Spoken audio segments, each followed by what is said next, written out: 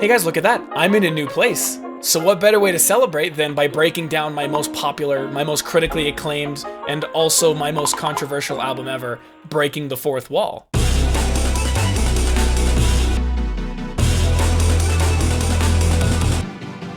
How does that sound? So it all started with a simple idea. What if I made a breakcore album? Breakcore is a thing that I just generally had never made up until this point. I had mostly been operating in like the lo-fi background music type space. But you know, with Ultrakill Layer 7 literally just happening, I was like, you know what I could do? How about it's like, here's all this cool Ultrakill stuff. You know what Ultrakill is associated with breakcore music or like something pretty similar. Come to find out that is not even close to what happened in Layer 7, but it still was a good exercise nonetheless. And by good exercise, I mostly mean how am I going to arrange stuff and how am I going to do drum processing, and less about what am I going to do melodically, because as you can see here, it's all samples. Most of this whole goddamn album is samples, but these are all royalty free, so it really doesn't matter. And so the fun was really just like, again, what am I going to do with drum sequencing? How am I going to just make the most hype album possible known to man? I think I did a pretty good job, but let me actually break down how I began doing that. So this is the opening track. This is Call from Heaven. The reason it's called Call from Heaven is because I initially wanted to call it Piercing Heaven, because that's kind of an homage to Heaven Piercer, aka Hakita's, like, that's his artist name for all of the cool shit that he does. So I was like, that'd be a little bit of a funny intro, a little bit of a funny callback, and for reasons I'll explain later, there's a lot of songs we gotta get through here that kind of didn't happen. So it starts off with this random sample from Cymatics called Horizon. I'm guessing it's probably this little batch of stuff right here, but it's broken down into a couple of things. It's broken down into the main lead melody, which is probably the most iconic part of the whole song.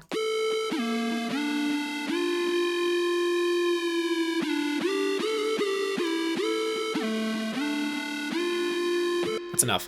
So what I opted to do is I wanted to pitch it down a bunch. I transposed it up from G sharp up to A, but I transposed it down 7 afterwards because what I wanted to do here is I wanted to increase the channel pitch so that it's increasing in pitch to increase hype. So it starts here, and then goes here, and then goes here, and then here, and then last one.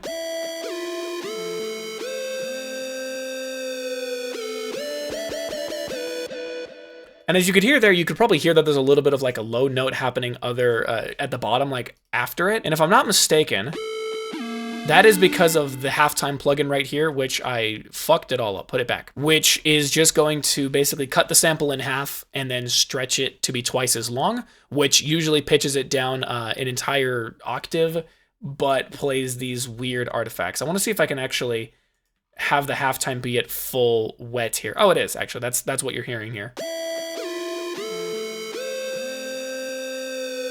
Let me do this for a second. We'll turn the mix up to 100%. This is what it's supposed to sound like when the mix is at full.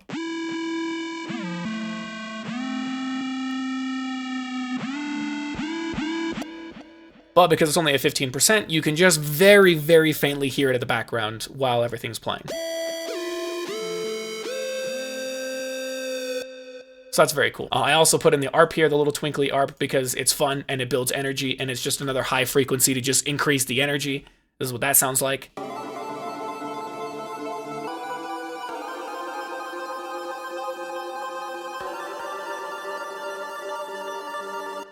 And then of course I had to put in the bass because the bass is hype. I don't know what to tell you. This is all hype. Everything is hype. That's going to be the most used word throughout this whole video. But yeah, there's like 3 or 4 different channel pitch automations that are happening because I had to automate the ARP. I had to automate the lead, and I had to automate these 2 sub basses. This is less of a sub bass, it's more of a Reese. And then, of course, with these very big cinematic ass effects to really just drive home how hype this is about to be.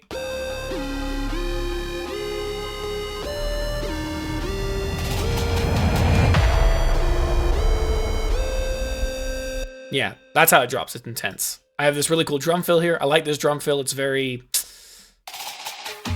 airy, spacey is what I'd call it, which is kind of perfect for this whole thing. And then, of course, it gets right into, well, I guess it doesn't quite get into the meat of it. It goes 4 bars and then gets into the meat of it, but you get what I'm saying. It's heavy. It's so heavy. And then it gets even heavier.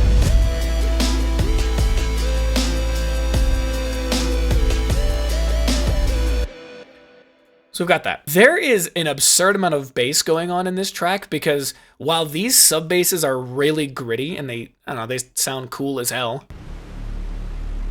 I needed something that you could feel so that if you can't hear the bass, you can at least feel it, and vice versa. So I added a sub bass into it. Yeah, now you can feel it, now that they're actually in sync with each other.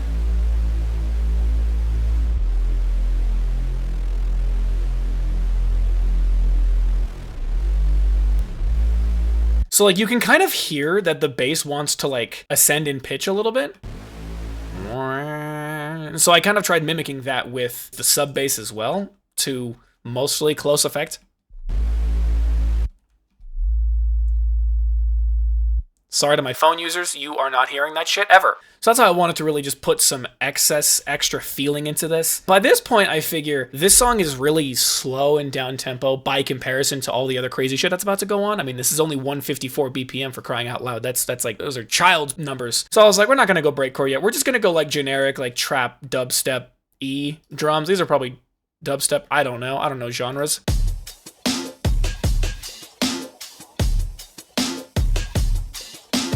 And the other thing is anybody listening to the song like with good headphones or something, you'll notice there's like a lot of distortion that happens right here because of this low swell and also the kick, the really big fat ass kick from this drum fill. And so this is what it like comes together to sound like. This shit is heavy as hell, man. I wouldn't really call it industrial, but it's getting there. And to be honest, that's kind of the majority of what goes on for a while. I think I tried to at least take a little bit of breakcore influence when I at least pieced this section of the drums here together, because it's like this is dubstep portion. And then I get to the second half and it's like, okay, this is a little bit breakcore adjacent because I am chopping up these drums a little bit. So this is how it leads into it. Yeah, really just fucking with this. And then reverse. And then right here is where it's most prominent. And then right here, right at the end, to go into the fun part.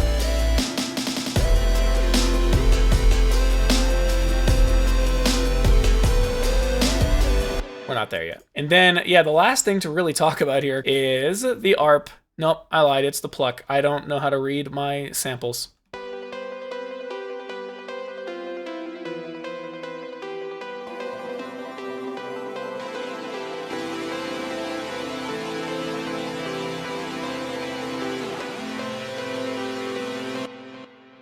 And the fun part is that because of this pluck kind of feeling out of place, and I wouldn't really call it out of place, but because it doesn't really match the vibe of everything else that I had been doing prior to it, it's like, oh, this is a fun little thing to sort of end the song with, or just have as like a variation point at like the last 40% of the song. This pluck, this ARP, and these chords do eventually end up coming back in a different song in a much faster pace and in a much different execution.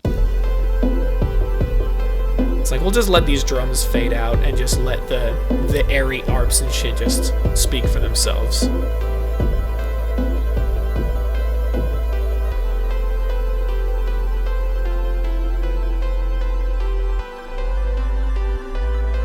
then the sub bass just goes insane.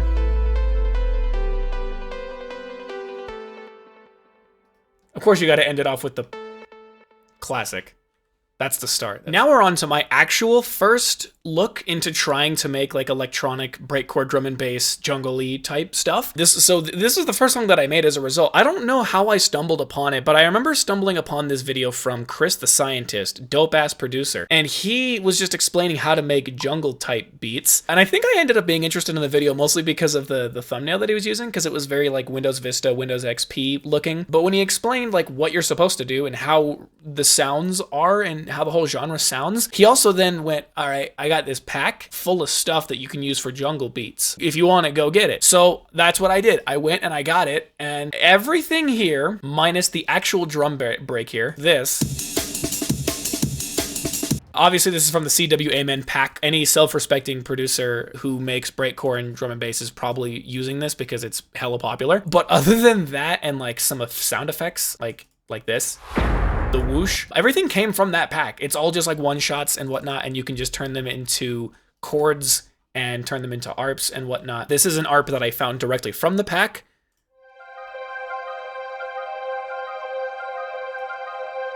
So I reversed it because, I don't know, it sounds cool. It sounds like God himself literally descending from the heavens. A little less angelic, but pretty nonetheless. And then as you can hear slowly coming up is this jungle station pad right here. These are not single note. These are all like actual chords being played, which did make progressions a little bit limited, but like this is also my first foray into making this kind of music, so I was fine with it being basic, and this is what that sounds like. So if anybody's wondering why the hell I have it stacked like this and have them color-coded and whatnot when they're all the same damn note, just different octaves, is because I'm using a technique where you take a one shot, and this right here with this little arrow next to it is a slide note, so I'm literally having the C4 glide right back into the C4 again, but this C4 has its volume turned all the way down, so that way I can have all three of these playing at the same time. I want to see if I can actually remove the... This is what they sound like normally. And so I just want them all to fade out to leave the one C4 or C5 note.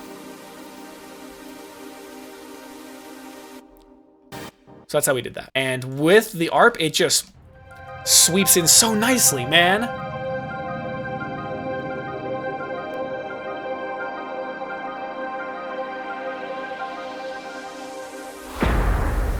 With this cool ass thunk, like someone just dropped a fucking bowling ball inside of an empty warehouse. It's a little dramatic. And then there's so much fucking build up to this whole song. Then I have this, which is another just slide note chord going from C4 up to C5.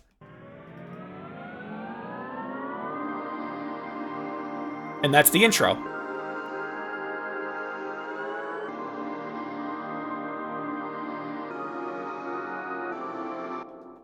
Here's the amen break, again, if you don't remember. But what I did instead is I wanted an interesting build-up, so I put a filter on it, and then also just made like some hi-hat pattern repeating itself, so that way it adds another interesting bit of rising action. So again, if we turn everything on, this is how it intros back into... This is the first intro, and then this is the second intro, and then you can finally listen to the fucking song. Rising synth into the main melody. You can hear the drums.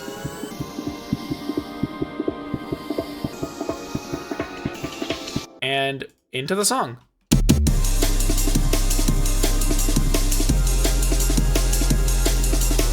I'm a big fan of having the entire instrumental float around these sorts of drum breaks here, rather than just letting these play out for their full duration.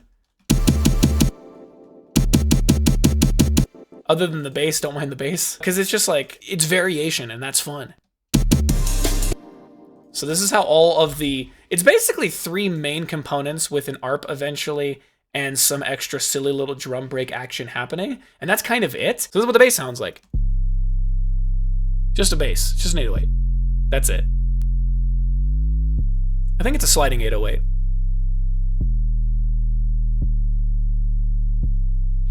That's that. We have this jungle pad here. This is the jungle station pad that we talked about earlier.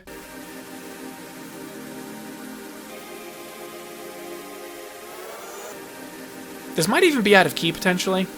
I don't give a shit, because it sounds cool. And also, like, this is more white noise than it is anything else. So, like, you know, the main meat is coming from the Sega pad. Shouts out the Sega. Shouts out the company Sega and the consoles that they made back in the early days.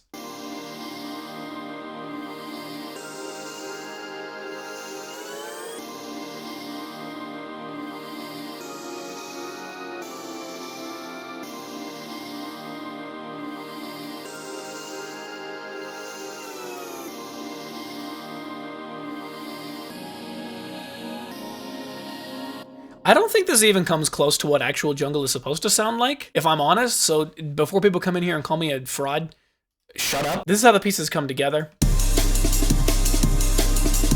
It's just hype. It's all hype. That's all this has ever been. It's all just been hype. All right, that's the thing. And then I got my good old buddy, the ARP, for when I'm really bad at making music, but I really want to add more thickness without figuring out how to write a melody. So this is what I did. This is also just a one-shot. I'm impressed with the amount of one-shots that I was using here, because if you ask me now, I don't use one-shots very much because I find them annoying and cumbersome to find, but inexplicably, I don't find it cumbersome to go through virtual instruments to find it.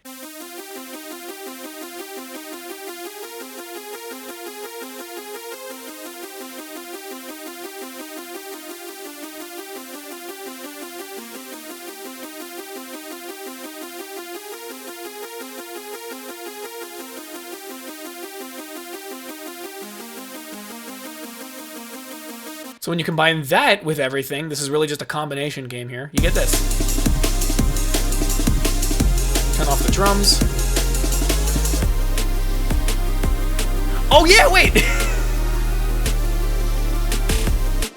I forgot. So initially when I made this, I was like, I'm a person who likes to have my drums hitting hard. And I thought this drums didn't hit hard enough. I didn't think those drums hit hard enough. So what I did to compensate for that is I put more actual drums over. Super basic and, well, that's kind of it.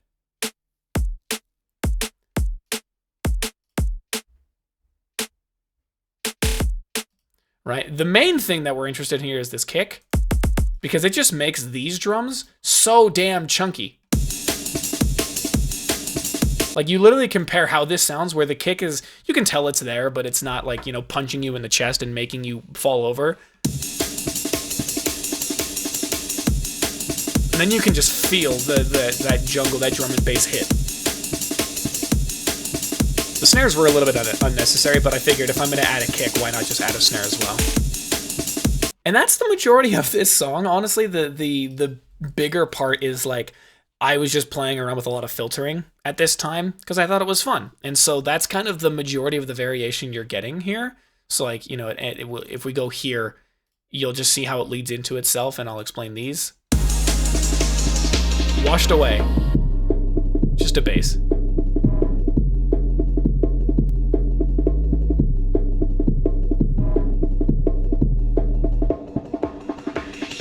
So what is this? This is another CWA man. I've probably used this exact drum break in a different song. Oh yeah, I sure have, on my most popular song for the matter of that. Oh, I have a second copy of this ARP here, the one that was playing at the beginning. I have a second copy of it that's not reversed. Literally just because it has, I'm pretty sure it's in the same key, this little beginning part here. So I just used that as a musical riser to get back into the meat of the song. Oh, well, it's already back into it, but you know.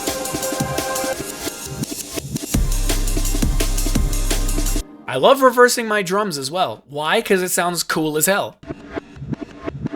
And no one will tell me otherwise. But is that really it? Yeah, I mean, again, I guess it all starts off simple. So this is how it ends off. And again, it just ends out just by being washed away. That's it.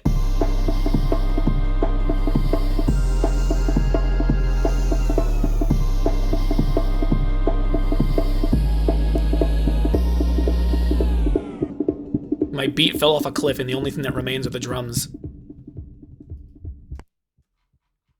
That's it.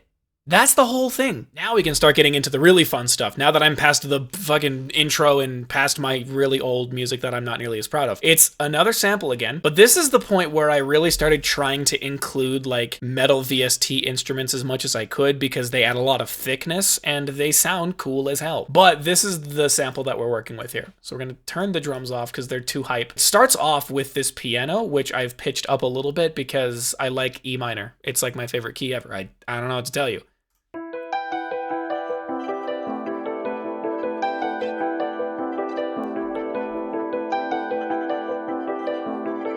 And then you have the synth lead.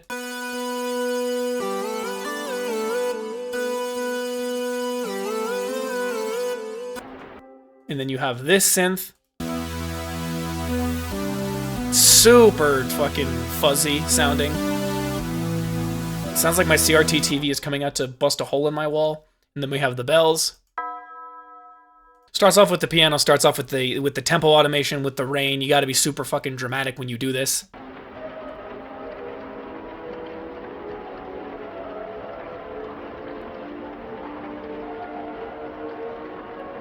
It's doing some pitch increasing because, again, it's a really easy intro. The rain is almost like you're stuck at the bottom of like a pit or a water well or something and you're getting rained on, right? Then you have the same piano with the sample bass being played. I forgot how fucking fat that bass is, Christ. This is the part I love about doing this, is just going back and being like, what was the character of this bass? Oh, okay. This drum break, and I don't know where this comes from, but it's cool nonetheless. It's just heavy. And then it just slowly fades out. And then we can actually get into the meat of the song. The break usually sounds like, how does it normally sound? Here's my filler sample, turn off the filtering. Heavy as hell. Let me turn off ozone, it's too fucking loud. Turn off knock because it doesn't need to be that insane. And then remove the halftime. And then we put everything back on so you can hear the difference. Again, someone's knocking at your door and they're threatening your family's life. This probably also comes from a breakcore pack, if I'm honest. That's kind of what this looks like. But this is how it all combines together.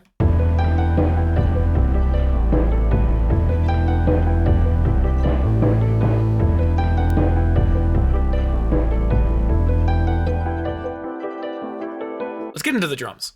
The drums are all fucking separated into their own unique patterns because I hate myself, I guess. Oh, the rims stay the same eventually. Anyways, this is what just the drum sounds like.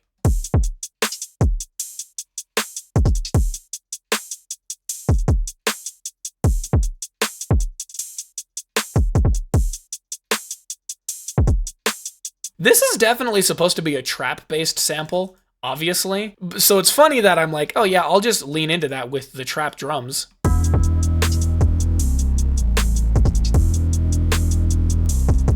But then there's like this super electronic heavy stuff that they added on top of it because it sounds cool as hell.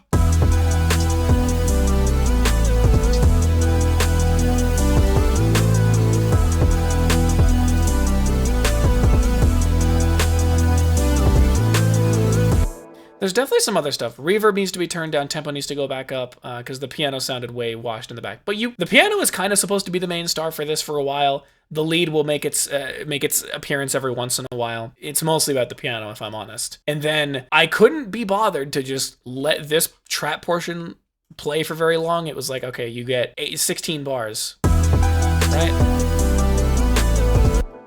And then immediately I'm like, no, I want to play the game how I want to play it. So I'm going to go into my breakcore section as early as possible. Is that okay with you? And then the me from the other side of the room said, yeah, you're fine to do that.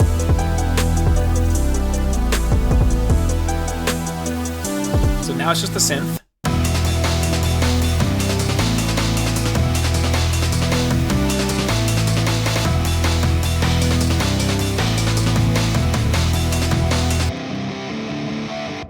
Not there yet. I'm edging you. Sorry, I can't say that on YouTube.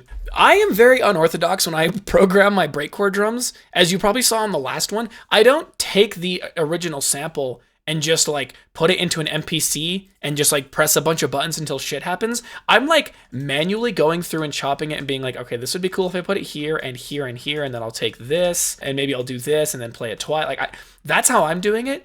And then in more recent beats, I was just taking it and then exporting that whole thing because I'd basically make like an 8 to 16 bar drum break. And then if I decided I wanted to do even more with that, then I would go back in and chop more of this and go, hey, what if I put this here, like made a snare roll out of it, you know, some bullshit like that. So this is what my drum break sounds like when I combined everything together.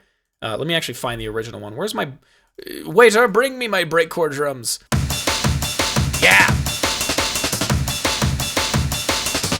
Yeah, so that's the original break. Jesus Christ, I went through all that just for this. And then this is what I turned it into.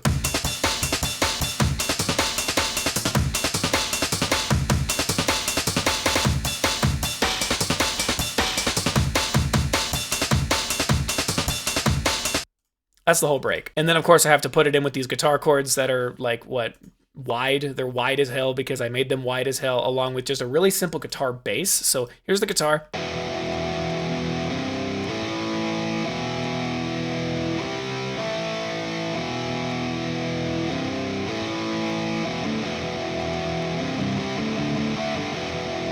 You you compare that with the regular bass, it sounds like this. Combine them together.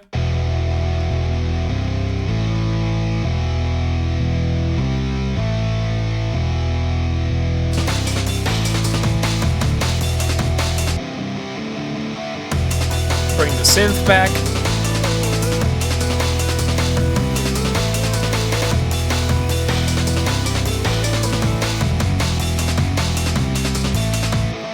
And then we have a second portion that is significantly more strange looking than everything else. I took this synth.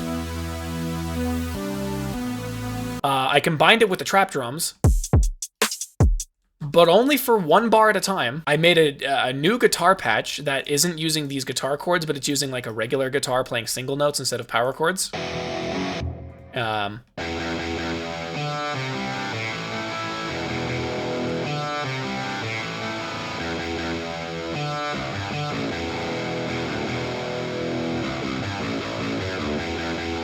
I have, I'm not going to say I don't have any respect for the way the guitars play, because it's mostly that I don't know anything about them. So that's kind of why there's a bunch of notes overlapping over each other when maybe that shouldn't be happening. I don't care. This is what this sounds like before I put in the sole thing that exists that made me give this song the name that I called it. So this is what it sounds like without that piece.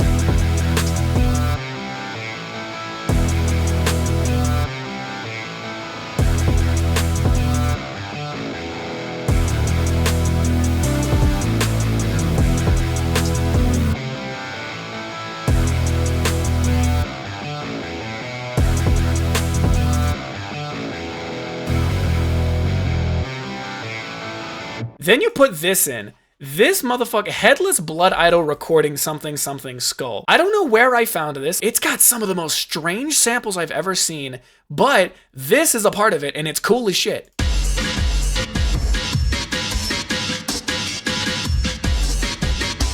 I don't know what that is, but it sounds like a drum break and fits perfectly within this when you take this into context. So here's the regular drum break. And then here's the next one.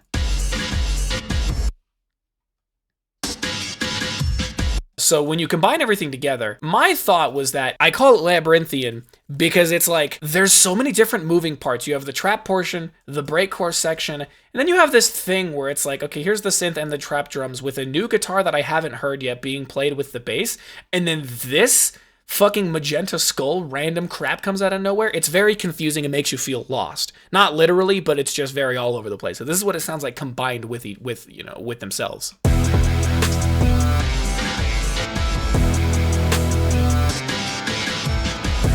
Fuck it up here.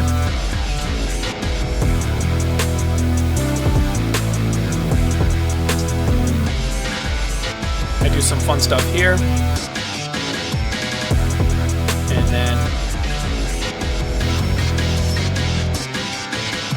And then this whole guitar phrase is just playing with the regular breakcore stuff that I was already doing. And the only thing that I did for this whole phrase was just put the snare drum back into it because I noticed that it was playing offset slightly with the actual breakcore snare that was happening, and it created a very interesting bounce. So here's what that sounds like. And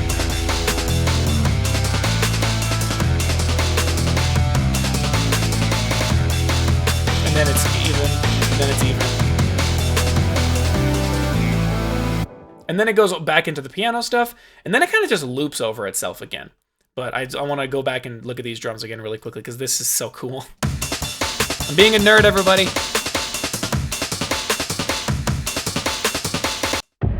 And then this is back here for a little bit. You can hear it vaguely in the background in the song. And then I have this phrasing again where I bring this back because I couldn't bother going the entirety of the song without using it again with how fucking cool it is. Bring in just the snare. Just the snare and the hats.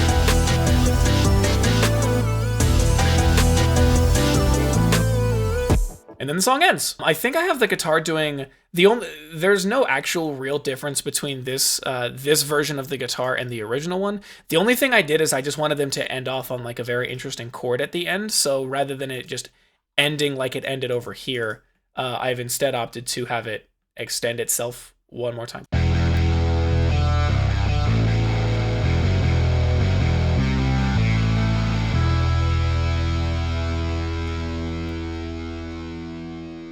Yeah, it's a little corny, but I gotta let the guitars ride out for as long as I can get them. Oh man, I understand just how absurd this fucking project file looks. And the reason for that is because this whole sample that I used is like it's 3.5 minutes long. You can see that there in the top left. It's 3.5 minutes long because the dude stemmed out his entire sample. I also shouldn't just say some dude. I've mentioned this dude on a couple of occasions when talking about my own music. Simon Servita Music, however the hell he wants to call himself now. He hit like 600 or 700K on YouTube, shouts out. He made a pack of samples, and as soon as I heard this sample, I was like, this is too damn cool not to turn into breakcore. And it like came out just as I was like making this album, so it was like perfect. This is what his sample sounds like normally.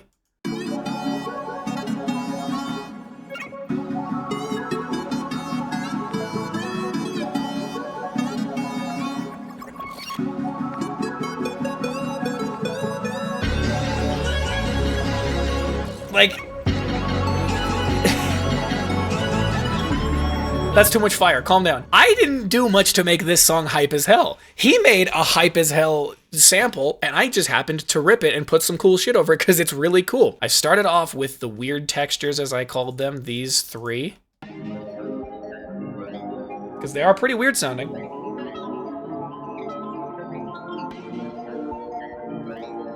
And then they increase in pitch.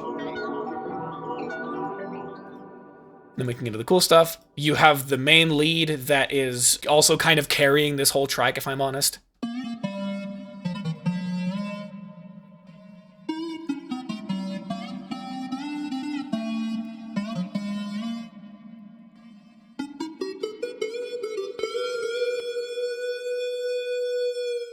They sound like they overlap really badly, but especially with all the random bullshit and sound effects that are on this, like, no one's gonna notice that they kind of sound a little bit jank. I also have Bones texture. I don't know why. I think that maybe the joke writes itself breaking bones or something. We have this drum break part here. We have this weird downer. I don't even know where this comes from. It's cool as shit. We have the weird vocals and these plucky chords coming in.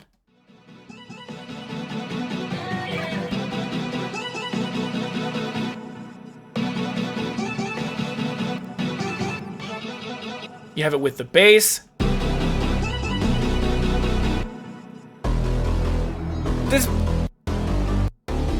fucking bass is so insanely heavy, but much like with Call from Heaven, I was like, this is cool, but I need some damn presence in this music, so I put another sub bass underneath it.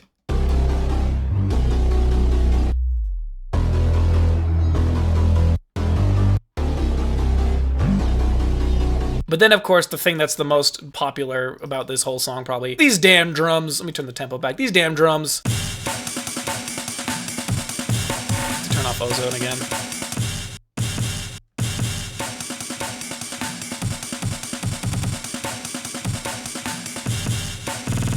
This is one of those situations where I actually didn't export this. I did have to manually go in and cut this to make way for some interesting variation because, again, I'm a fucking maniac apparently. But altogether, it's just so unnecessarily hype. And I don't even think you'd call this breakcore. I don't know what the hell you would call this.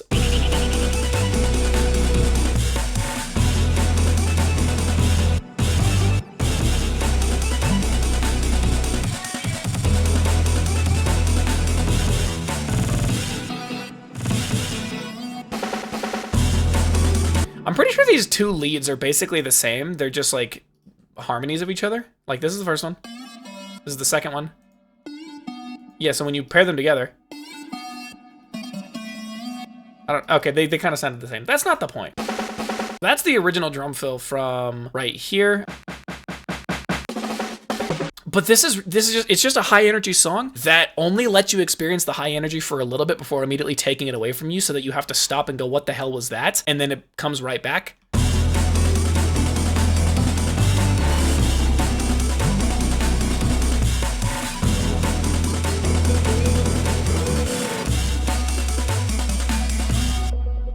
That's cool. I did this weird thing with the drums where it's obviously playing its regular break and then this is just in the middle. This is like extended longer or something. I think it's reversed actually. Yeah, it's reversed. So I think the most interesting things to talk about with this whole song are just like the points at which the variation was used to make this a very heart attack inducing song.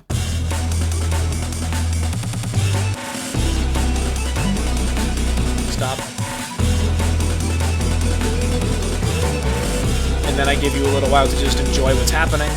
But the main thing is that, like, the drums are constantly trying to overtake the melody, and the melody is constantly trying to overtake the drums, and neither one of them can ever really successfully do it every single time, which is cool. Like, this portion right here where it was like, okay, drums are gonna shut you up for a second, and melody wants to come back, and drums are gonna shut you up again. So that's kind of part of the name of like break and repair. It's like a break chord joke. And then it's like, this is the break. This is the repair. This is helping you take a break from this. And then this comes back to take a break from this. And then this comes back again to take a break from this. Like, does that make sense? Person who can't respond back to me because this is not a live interaction. Do you understand what I'm saying? We're gonna get back into it. Drums again. And then this lead is insane. It's just so much fun. It's just a fun song.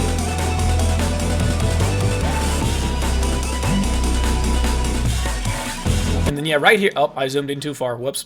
Right here, you can see where I really went heavy on like the, here, sorry. Right here, you can see where I was going very heavy on like the trying to force you to deal with my annoying ass variations of the song. 1.5 bars of this, and then this is the other half of the bar where nothing's happening, and then this is the other, you know, that's the relationship they have. Chords. Chords. Bass. Bass. And then back into the drums. And then nothing. Drums. So that's that whole sitch. Where my favorite drum break, where the hell are you? It's not there. It's somewhere in here. Hold on.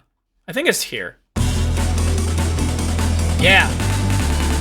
Yeah, I love this whole drum break section. So there's a lot that's actually going on here, mostly in this second half, but this whole thing is kind of insane. So the lead and all the instruments are doing their own thing, and then this is what the fucking crazy-ass drum break is doing. No one asked him to do this. He just sort of is doing it because it's cool. Here's the thing. Little drum fill. And then while that's all happening, the melody is, again, it's doing its own thing. And then as you can see right here, there's a bunch of chops here because I'm forcing every element to follow in tandem with what the drums are doing here. And then they take over the stage by playing this stuff in reverse to go right back into a low energy section. So like all together, it's just, it's intense.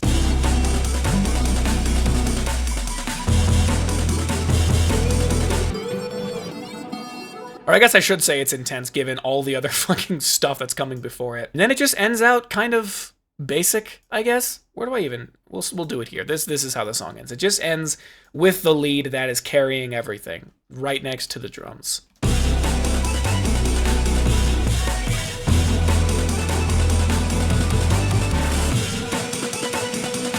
There goes the drums. Goodbye, drums.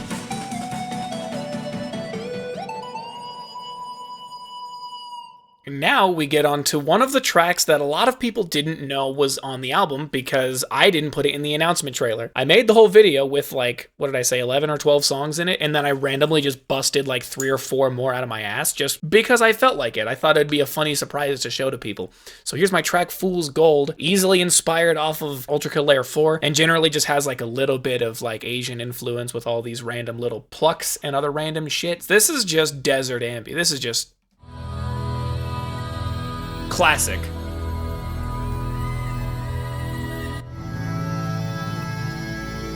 From Kashmir. Shouts out Kashmir. I put wind. I put in wind. And on top of that, I put this back into the intro, except I put halftime on it. So normally, it sounds like this. Very trappy, I guess. Nope. You're getting ahead of yourself. Calm down. So then, I put halftime on it.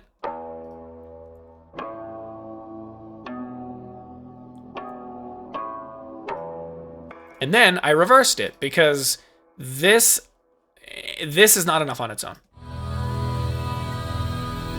It's cool, but it's not enough on its own. So of course, I had to put in this as well.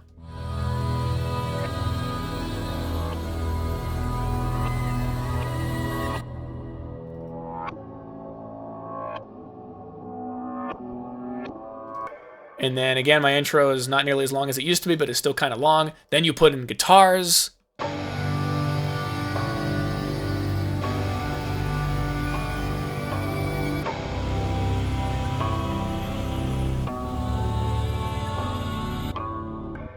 And then you get into it. Here's the drum break.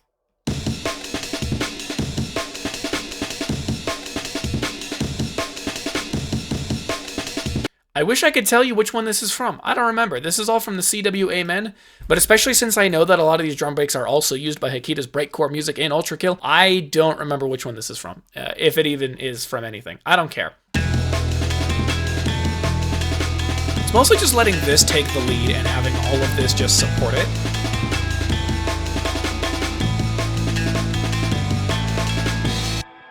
I have the bass. This is my favorite bass that I used throughout the entirety of these tracks, essentially. If there was an electric guitar on it, this was also getting put on it. So that's fun. I think I also, you can see there's a little stutter here, and I think the stutter's basically only there because I made triplet rhythms for some part of the song, and this is the part that introduces it, I guess. And in context.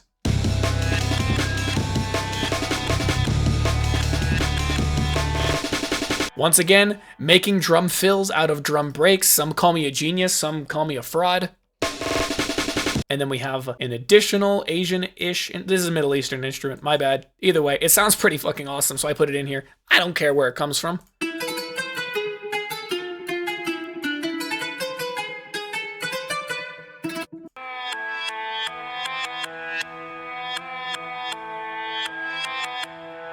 It's cool as hell.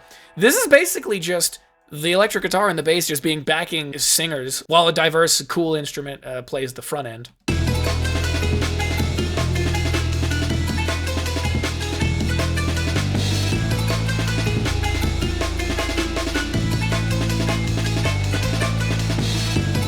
And I think it's fun because neither of these samples change in their key ever.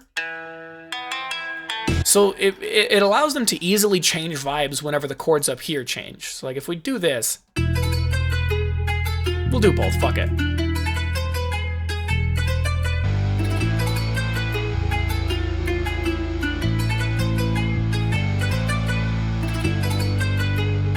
Then we have this portion here that has all of the same stuff, but the bass is a little bit less of that. This triplet rhythm is the whole reason why this triplet rhythm exists with the guitar and the bass. But unfortunately, I accidentally deleted my contact patch that allows me to actually play this. And if I tried putting it on another instrument, it sounds bad. So I'm just gonna play the portion in the song. Okay, so I've pulled the sample here so you can kind of see what I'm talking about. This is representing the pluck melody that you can hear. Turn it up a little bit.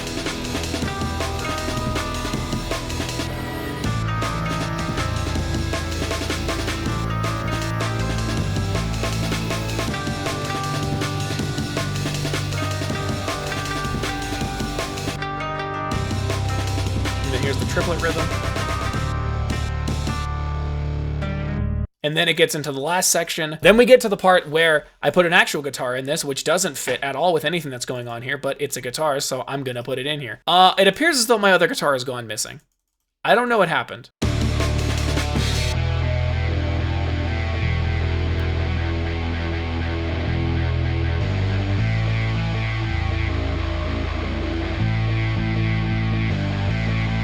Yeah, that's fun. It plays twice, loops itself, and then we basically have a second copy of the song. It just plays again and happens with a few minor variations here and there. I made a second copy of the guitar, and I made a second copy of the other guitar. That way they may extend out for a very long time and get whisked away into the sand. So we'll do like, we'll do here. Fuck it.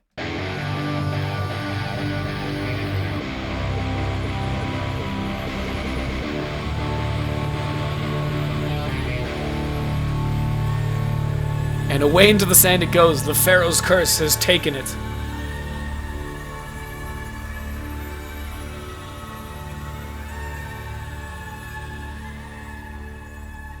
Very dramatic, very sandy and dusty. Hey, do y'all mind if I come at y'all with more samples again? I got this sample from Cymatic, Restless. I think this is supposed to be like a Drake type sample because I think there's a tom here with this rhythm. Actually, just gonna put it back to its proper pitch. That's the chord. It's really turbo ambient almost. You have some weird little vocal stuff. You have the piano here.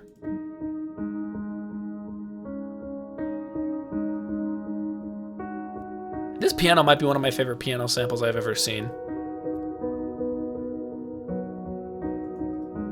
Then we have a tom here.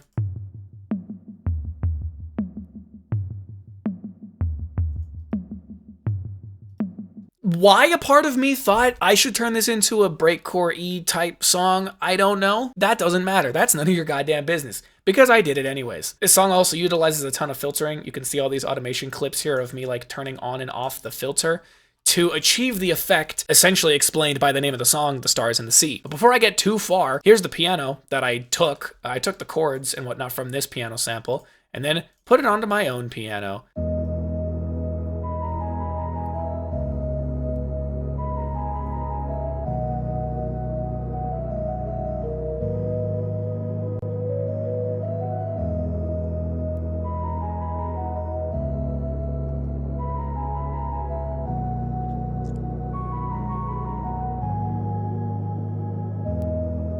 That's that. It's lovely. It sounds incredible. Of course, I had to put in the low filtered and slowed down drum break again because it's super turbo ambient. I got this cool impact. I think it has an echo on it and everything. It sounds like a rock being scratched across the cave wall.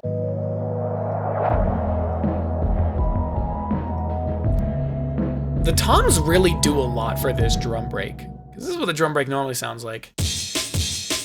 I think this is the one that is used on the track in 5-1, which is cool as shit. But I put a filter on it, put a halftime effect on it, and this is what it sounds like. Sounds cool as hell. Add the toms in. The cool echo effect with the toms. Oh, it's juicy. It's incredible. Hear those fucking smooth ass chords, and then randomly break chord.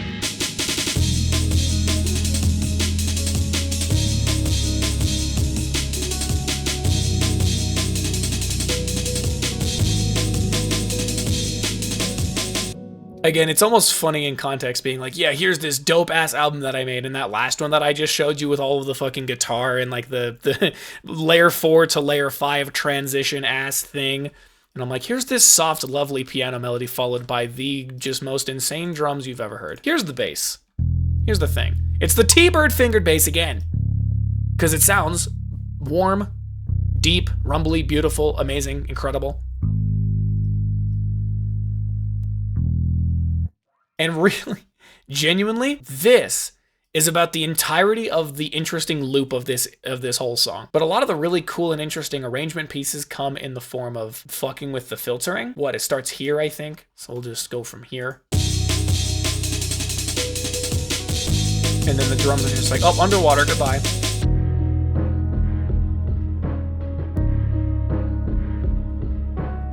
It's like, just take a break, all right? Just take a break, okay? Just chill out, calm down, chill out.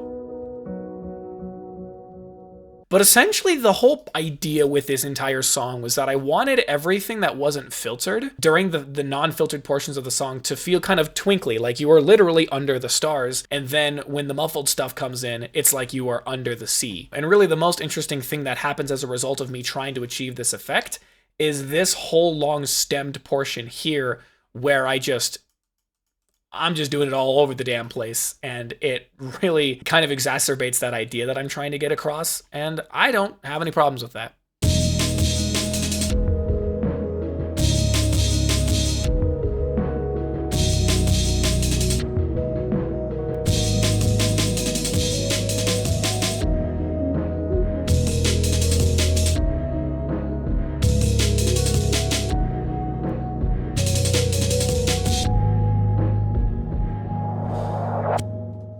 I closed the whole project. There we go. But I like the whole gimmick that I chose to do with this because it just sounds nice. Have I said nice enough times already? I'm going to say it again. This ending is nice.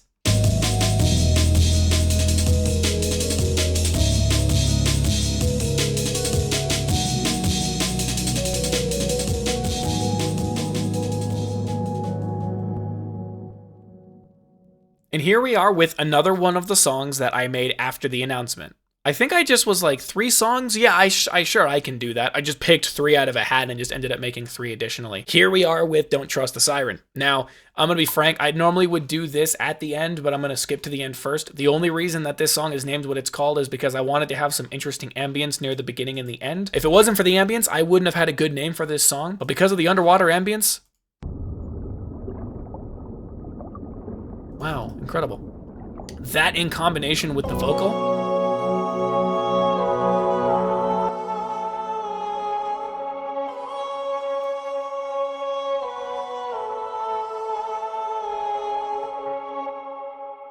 Those 2 things in combination made me think of like being not cautious enough and there's a siren out on the sea, like a mermaid siren. And then you are very stupid and dumb and you trust them and then you get pulled under the water and you die. Hence the outro. And that's the only reason this song's name exists in the first place. But here's Diva. This is a very incredible synth patch.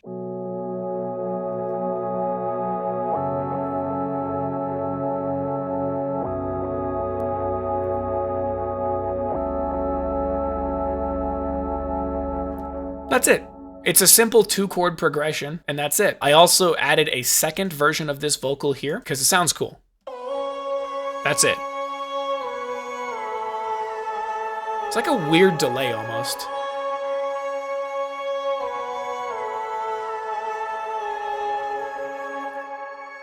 There's also a bass to go along with all of this, and a halftime drum break, and the intro, very moody is the way I'd call it.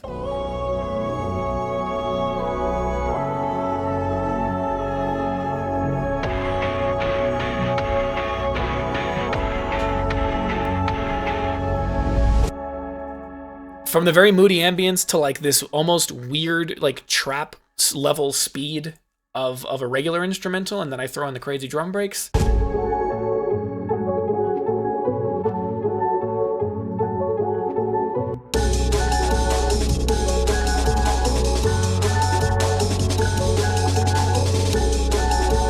I think this drum break is actually the same. Like, I think I just left this as it is.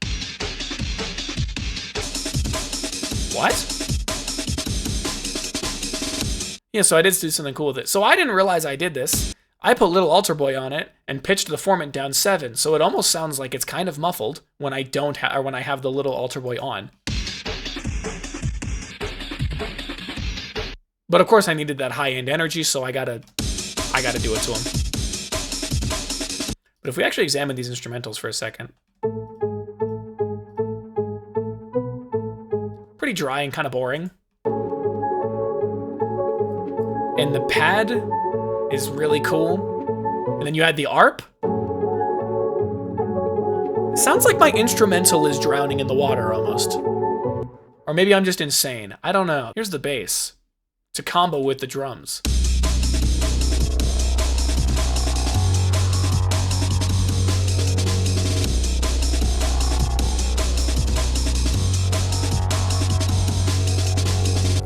So this bass has a lot of character.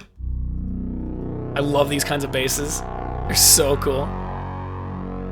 But all the character in the world doesn't matter if I can't fucking feel the bass. So I put in another sub. Yeah, this is a sub. And then it kind of just does that song and dance for a little while. Brings back the vocal every once in a while because the vocal is an important aspect of the entire, like, Don't Trust the Siren sort of vibe. Mix it with the Diva synth. You can vaguely hear it in the background, but it's incredible.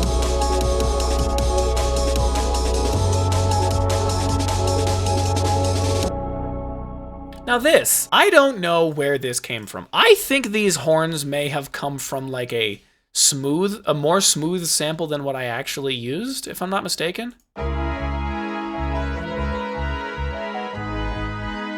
Yeah, it's a slightly more smooth sample. And inexplicably, I took them, split them in 2. Well, I guess I mostly just took 2 of them. pitch them down a bunch, a shit ton.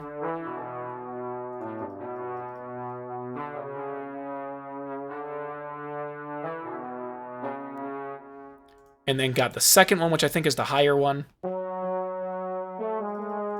Yeah.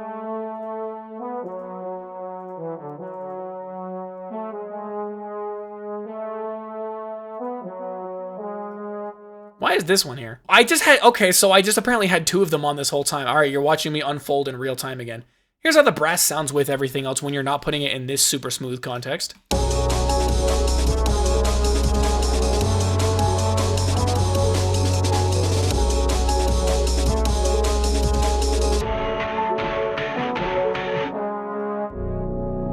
And there's also plenty of moments, as you can see here from these little square points, where I enabled halftime and the altar boy for the drum break just to make it feel off, I guess. That's really all that is, and then I'll just sprinkle that in every once in a while because I feel like it. So then we have like a low taper section here.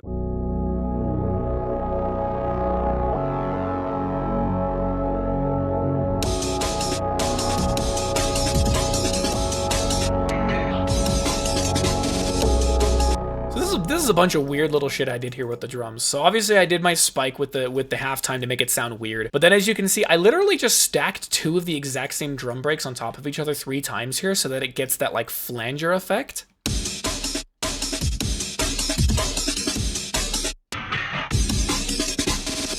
And then just randomly reversed it because again, reverses are my friend in this album. And then it goes back to itself, plays out the rest of the song.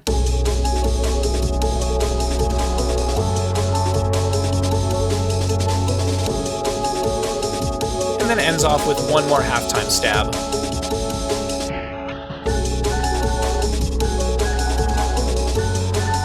That's the majority of the high section. So I reversed the drum break again with halftime on it. Sounds like you're shuffling through dirt. Or maybe sand or something. Someone's record player is being possessed. And in context with everything else, it's just a fun texture. It's just fun, people.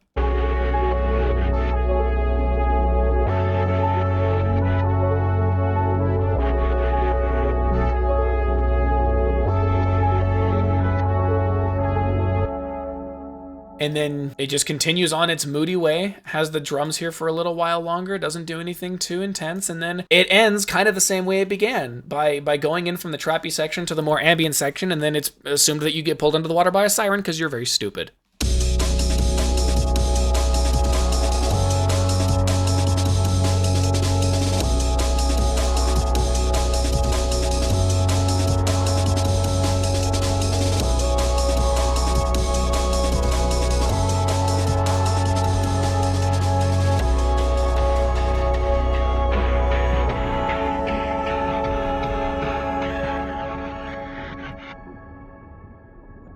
This sample is very interesting. It's called Pressure. I can't seem to find it. None of these are the correct one, but it was used in one of my earlier songs that I made a long time ago, way before breaking the fourth wall. Anybody who listens to my music before breaking the fourth wall, no, you don't. That just is a statistical impossibility. Made a song called Ancient Evil.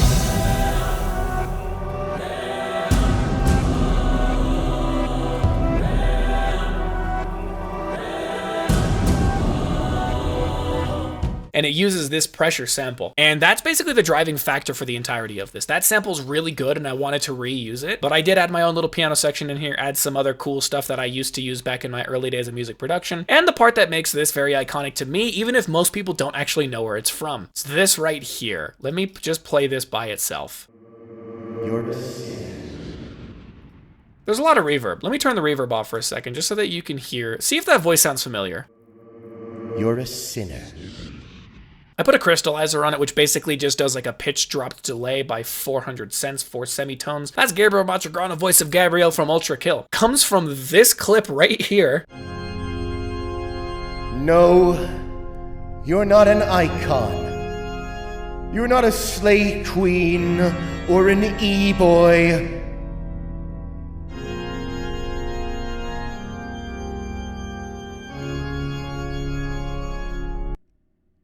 You're a sinner.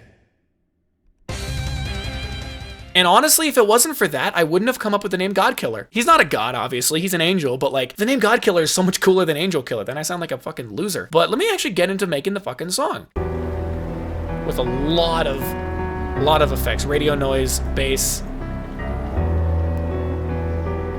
That siren's really hard to hear, so this is what it sounds like isolated. I'm not taking the effects off of it because it is so damn loud. But this piano is super moody and dramatic.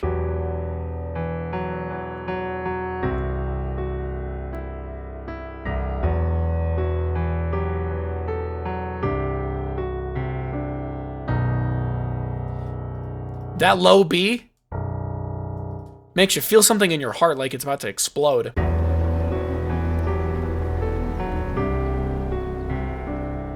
Hello, Gianni. You're mistaken.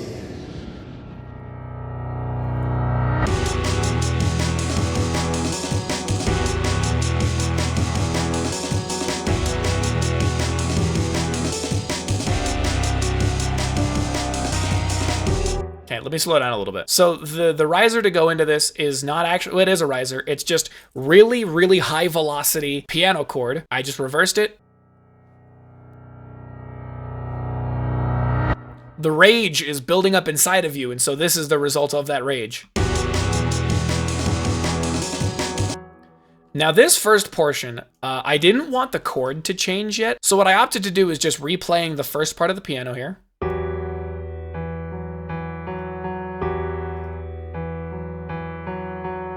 I did the same thing with the bass, but I have the bass sliding.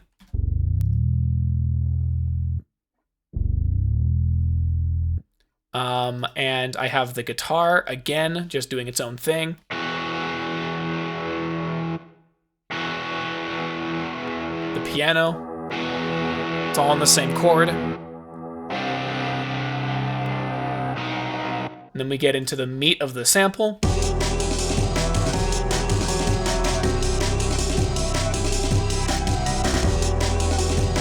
There's a little stop here, a little stutter that I do here.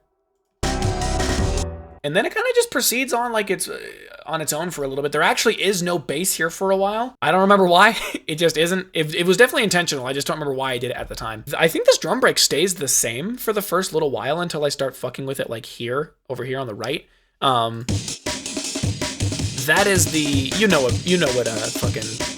this is from. I forgot the name of it. You know what song this is fucking from. But then we go into the second half of the song, and this is where I actually start to fuck with it a little bit.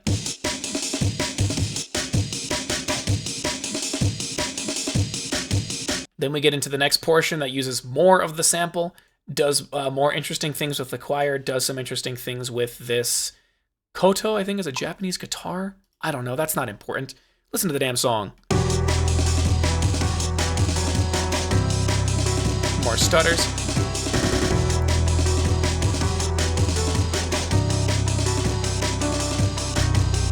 I think this is the thing that's stuttering so hard.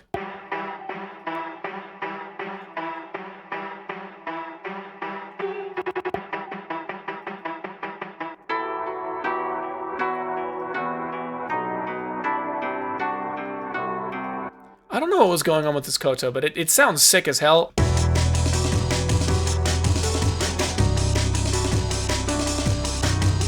Okay, so this might require some more context than what is necessary. What I noticed is that when Hikita makes a lot of this music, what he does is he will make different drum sections for his breakcore stuff. He'll make different drum sections for different parts of the song. See War Sisyphus's theme. You can tell that there's moments where he has one loop of the drum sample, and then when it gets to a different portion, he obviously has it doing much different things to change the rhythm and do that. So that's kind of what I wanted to do here, but to make it even more pronounced and in your face, I decided to like copy this portion.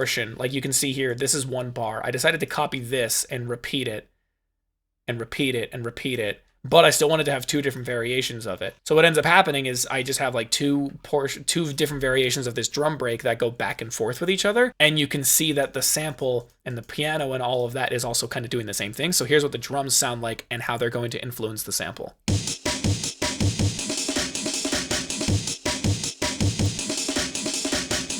And that's the first half, and then it gets even more erratic at the end where I try chopping it up even harder. So then this is how it manifests in the song. Bass is changing.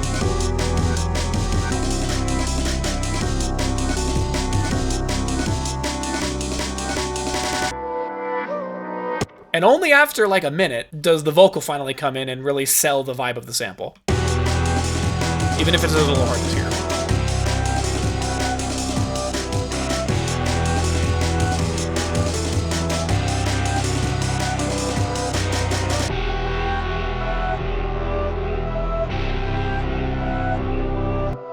And then it gets so much more insane. You can just look at this. What the fuck is going on with these chops here? Well, I'll tell you what's going on with the chops here. Again, I wanted to have it be like a back and forth where one type of the drum sample is playing. And then when the song changes and is doing something else, or the chord changes, the drum sample has changed again and is different. And so it manifests like this.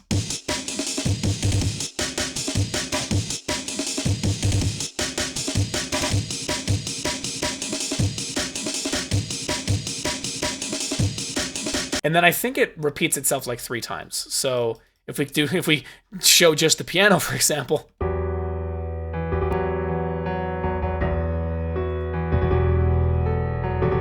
It's like my fucking turntable is broken while I'm trying to listen to evil Dracula music. And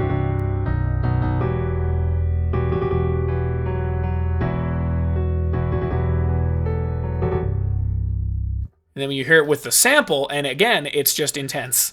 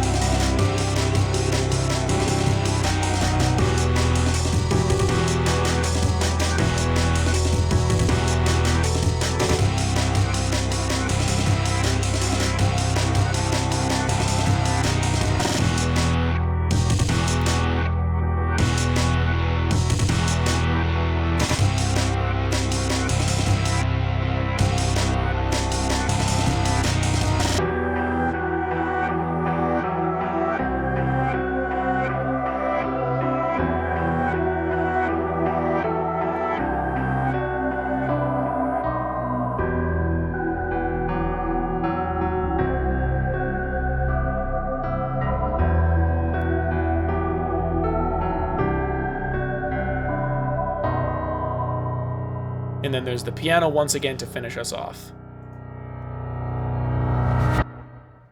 This project file is insanely boring looking compared to what I've done in the past. But as you can see, Horizon, that name should sound familiar. I used most of the Horizon sample for the use in this breakcore section, because I kind of liked how at the end of Call from Heaven, the synth is kind of just like the little synth pluck thing is the thing playing you out. So I figured, well, I might as well utilize it more and put it into here as well and like make my own chords and whatnot. This song was supposed to be Call from Heaven at the beginning, because my idea was that like this main synth lead here, because of whatever I did to it, I think it's some filtering garbage I did with it. It sounds like the synth is literally being washed away into the background and is calling out for the listener. But then I realized this is actually the breakcore version of Call from Heaven. So why don't I make this Piercing Heaven to be more of a better homage to Hikita's work?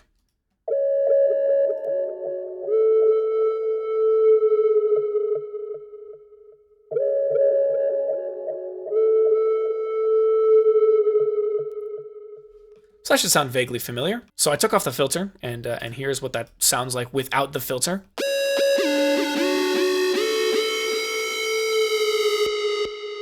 But of course, something I did with this filter made it so that it just cut off a lot of the mid frequencies, and now it sounds like this. And you can hear some of the frequencies when I'm like isolating this, but when you combine it with everything else, like this pad, this diva pad here, this is diva, this is diva.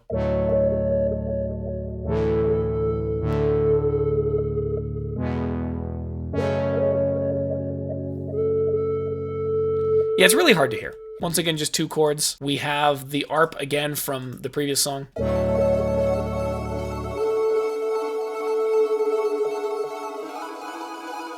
We had to put some distant thunder in to be moody. We had to put in the sub because it sounds awesome. And again, this is not a sub. I cannot specify enough, but like, oh, it's chunky. And then you combine it with this, and I think this is another halftime drum break that will actually be turned into breakcore.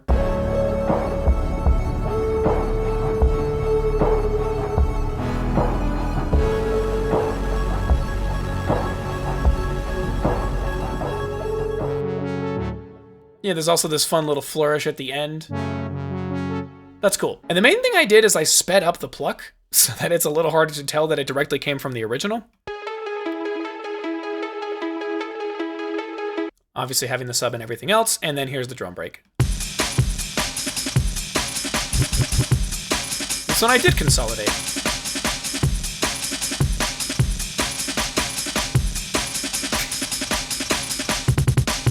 Yeah, this is cool. I'll get to this in a second. Let me just bask in this for a second. Like, it's such a different vibe from the original song, which is the whole point.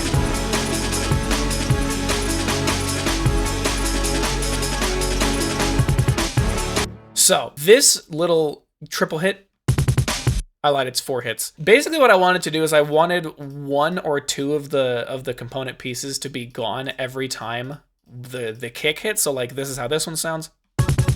Here's by itself. Here's this.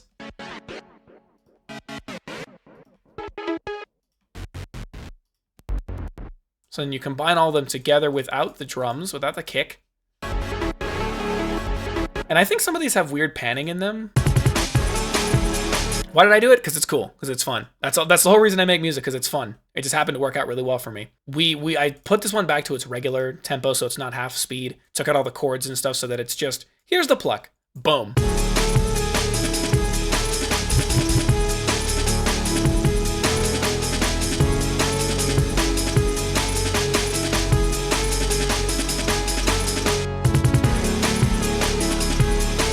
And this is gonna sound boring. That is the majority of the song. It kind of is just like, let this play itself out. I did add the top line melody from this into this as well, into the diva synth. Otherwise, it normally just sounds like this without it. It also has a crystallizer on it to give it that shimmery effect.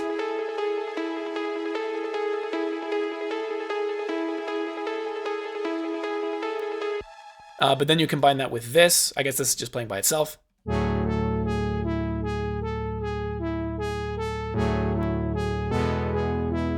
Sounds a little boring by itself. When you combine the two together, it's fun.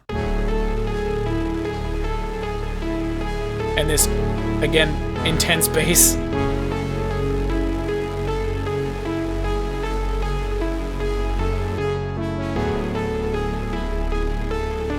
Oh, I think this is the portion that I used for the opening to the video. Yeah, it sure is. Wahoo!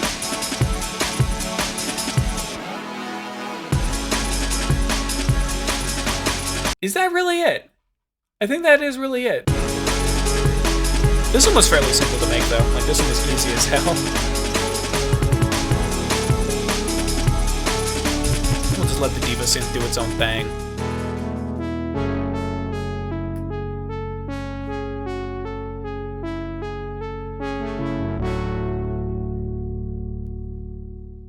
And we've reached the last of the, well, that's not true. Second to last of the DLC tracks, if you will, as in stuff I made after the announcement. Constellations Aligned. This is another one that was hard for me to find a name for. I liked the sample and everything when I made it. I just couldn't think of like a proper description or name for it because like this is what the sample sounds like that I'm working with.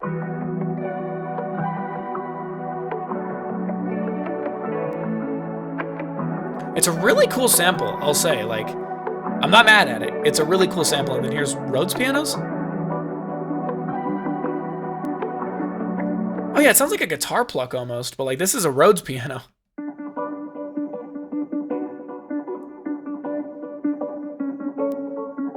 But I think the thing that got me to name this what I named it is this synth here.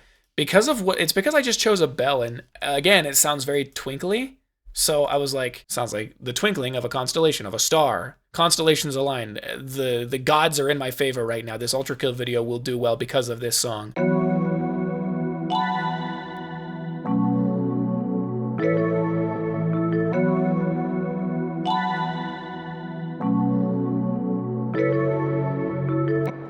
It's very strange. It's very unlike anything I would have ever made, but that in combination with the pad for the intro.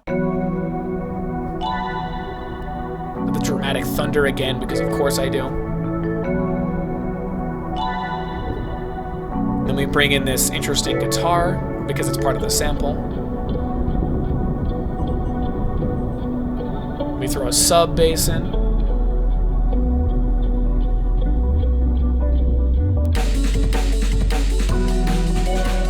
then it just goes full fucking force.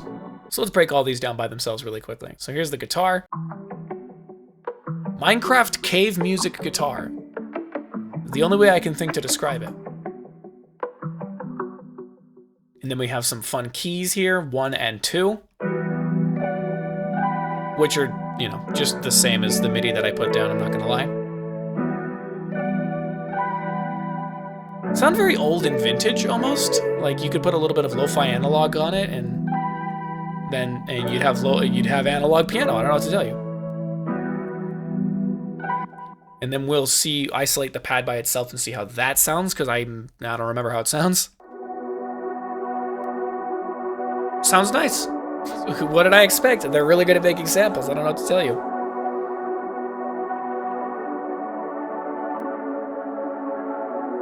And where does this drum break come from? See if you can tell me where this drum break comes from.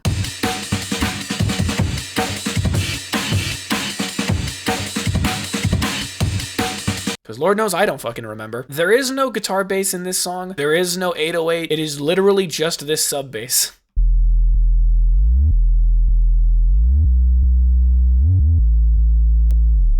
Sorry, phone users, you can't hear this again. My bad. You can maybe hear the high notes. So we combine that with the piano, and you have a really nice arrangement.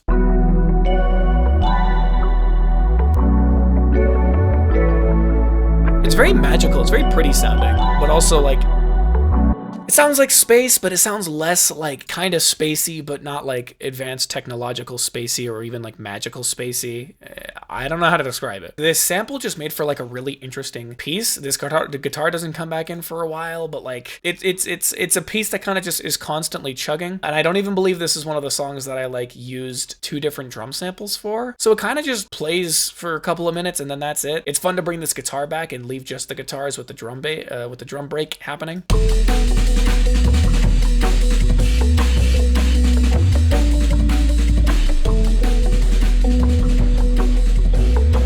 And then the halftime turns on here so that the drums are a little bit more in the back. Let the guitars do their thing.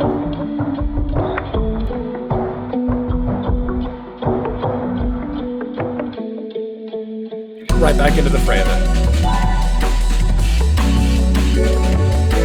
This song feels a little repetitive at times, I will admit. I know, I kind of recognize that, which is probably why I don't have a lot to say about it, because I didn't do a whole lot of fun things with it. Honestly, the most fun thing I probably did was this little portion here. What does this even sound like? Very ambient. Oh yeah, wait! It's the reverse drum break with the thing. And then this. It's sick. I love it. I love when I do this.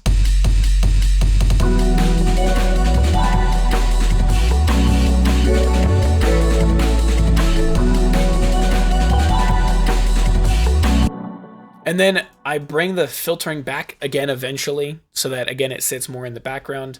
And it just ends with this little twinkly piano kind of doing its thing before being, I shouldn't say shut off by a cassette tape, because this implies the cassette tape is turning on. But also one of the songs begins with a cassette tape turning on, and it's not the one that directly comes after this, and it would have been funny if it did. I really should have thought about doing that. Doesn't matter. Here's how it ends.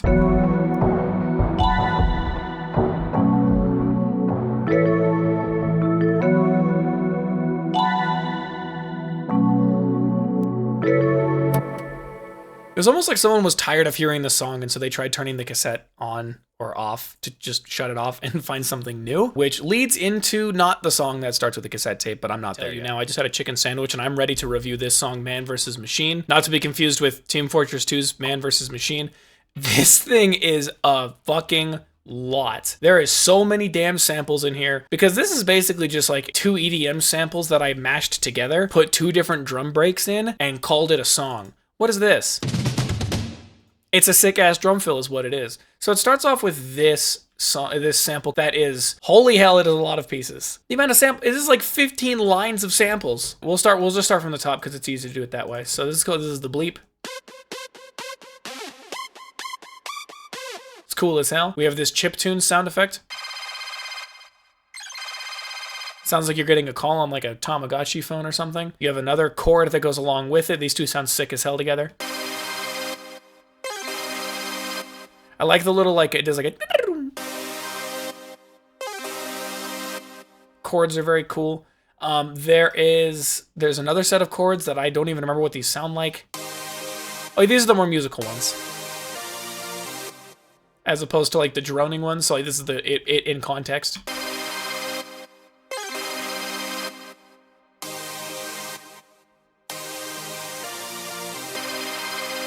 Like, it loops on itself really well. There's a drone here, and I don't even know what the drone sounds like either.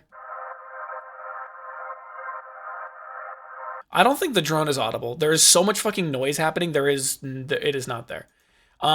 Apparently, I've consolidated these basses together for some reason, but like these are like musical passing phrases more than they are like basses to establish a tone.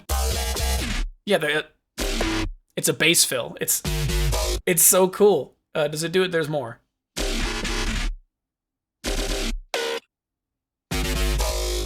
So let's combine that with the other 3 basses we have here, because I'm a psychopath. We have an 808 here to just add some like lower end girth. We have this mid, this is just a sub. This is another sub bass. So like this is honestly just a more powerful version of this sub. And then here's the mid bass. So let's combine all of them together.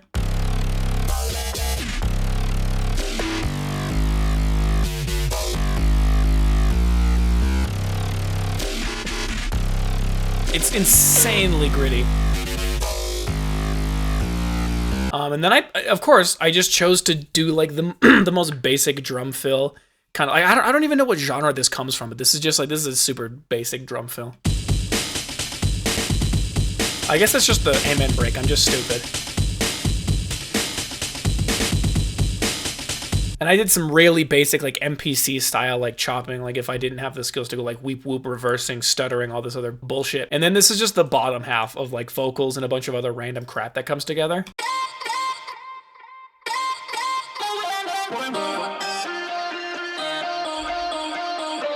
I like this part. I like the woo. He's here for a good time. So that's just breaking down all of these individual pieces. But I don't think breaking down all the individual pieces together really does it justice compared to when you combine them all together, because it's so heavy.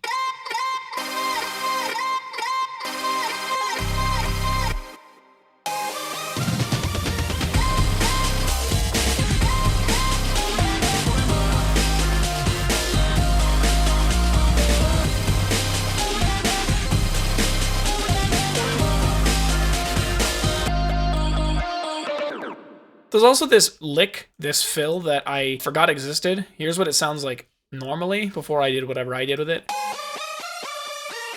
I think I just chopped it so that it felt a bit more like rhythmic. Correct, yeah. I also did a pitch down because I like how it sounds.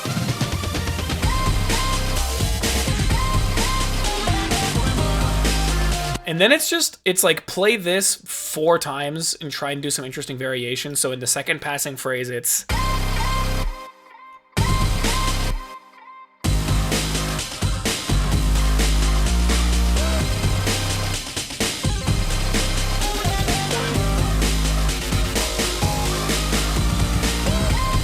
I'm not gonna lie, a lot of this is just kind of noise, but like it's cool. It's cool noise. I'm also fairly certain that if it wasn't for me making the man versus machine joke in the Ultrakill video, I probably wouldn't have immediately come to this title. But the other reason that I made the title is because I did mention that this is a mashup of 2 different sets of samples, because here's Tripwire, here's the other set of the samples. To lead into the samples, I ended up taking the lead from the second sample itself and using it as a replacement for this lick to lead into the next phrase.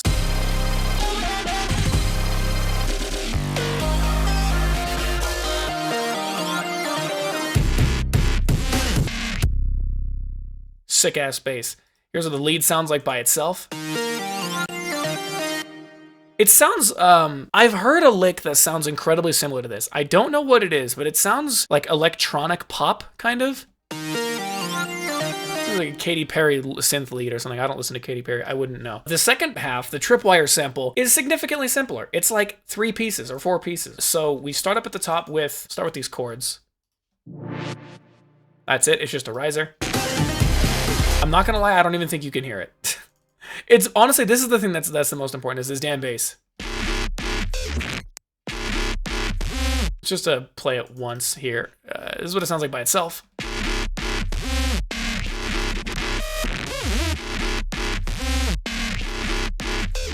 But then I made a second variation of it because I needed more energy and I needed an excuse to bump my bass count into the high heavens.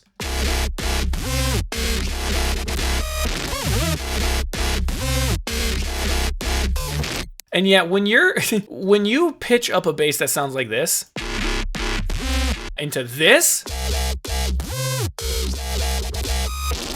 that's barely even a bass anymore. And so to combat that, I ended up putting an actual 808 in here. I think is it the same 808? Hold on, let me check. No, it's not. This is a different 808. So this is the 808 that I put to, again, give it some bottom end girth.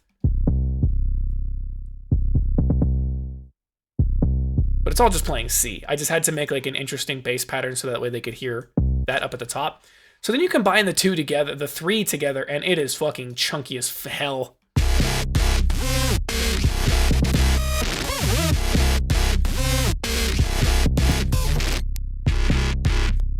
And then the drum break. Yeah, this is an entirely new drum break. I forgot my own song. This is what the drum break sounds like by itself. It has like a weird vocal in it.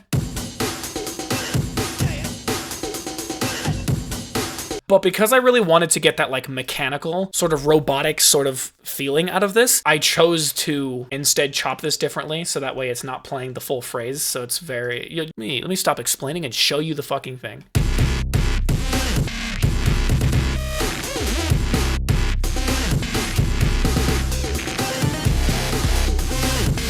So that's kind of the entirety of the switch up section, but like I say that's all there is to the switch up section, but again, you see how much is going on here? It goes from melodic and it's very musical. It does have its melodic moments. It sounds more human than this. And so the transition into that it's a dirty, insane switch up is what it is.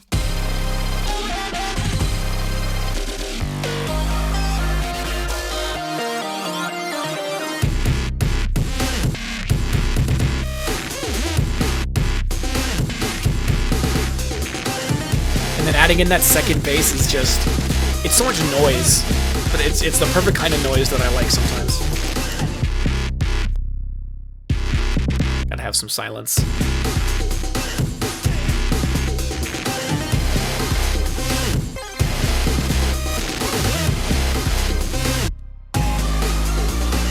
I think I just really wanted to achieve that like blaring siren type effect, and so like this helps to add to that. Having the lead, and then having the synths come along with it.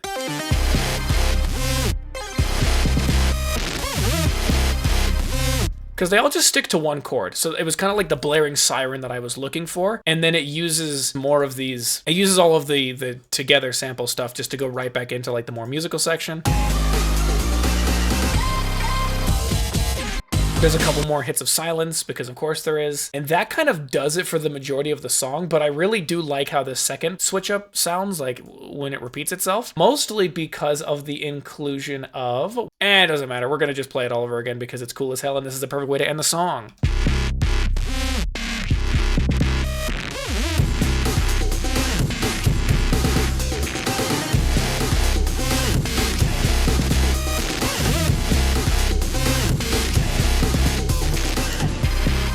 Adding the drone back in because of course.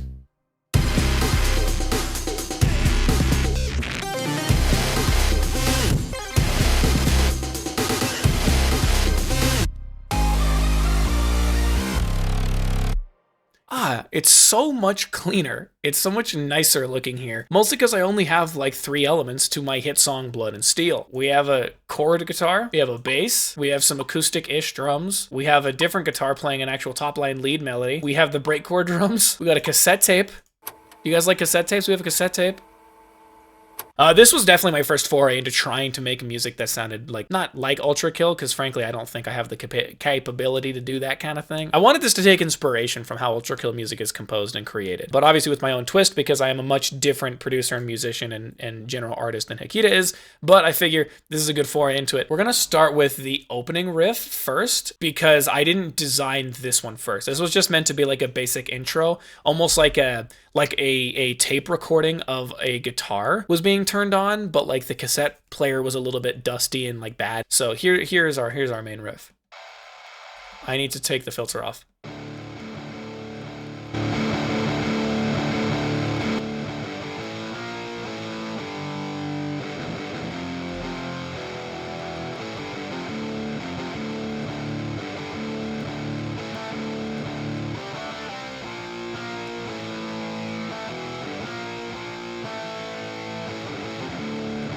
I don't even know what kind of guitar riff you would classify that as. People who are more smart with metal should tell me what it's classified as, because it sounds like something I've heard before, but I don't know what genre of metal it belongs to or what genre of artist. You combine that with the bass and it becomes just thick as hell.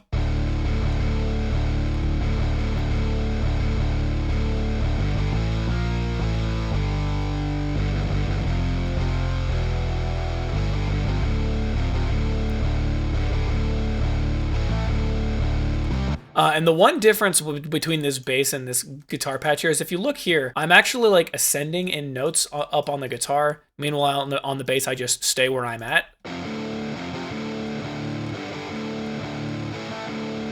We go back to the bass.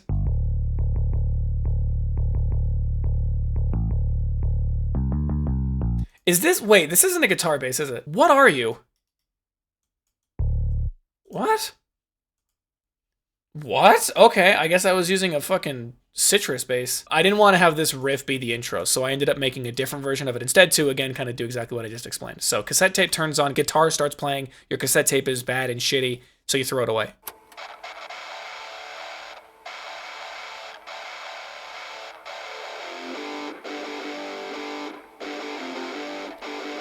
And goes right into it.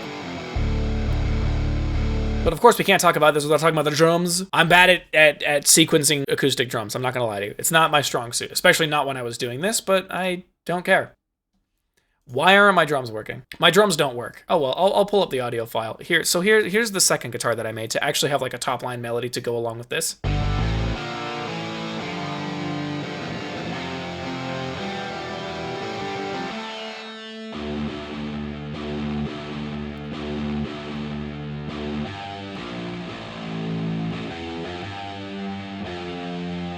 We'll get to the drum break in a second, but I do want, actually, no, we'll go into it right now. Fuck it.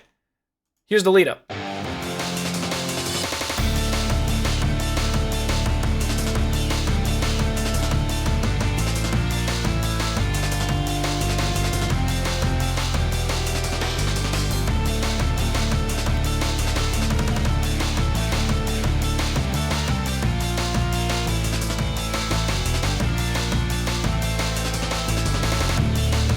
Okay, that was a lot that just happened there. So here's the drum break. You should be very familiar with this drum break because it is the same one that is, I think I've used this in one of my songs already that I've covered, and also it's used in War, Sisyphus's theme, which I didn't realize until somebody was kind enough to point it out to me, thanks to that person.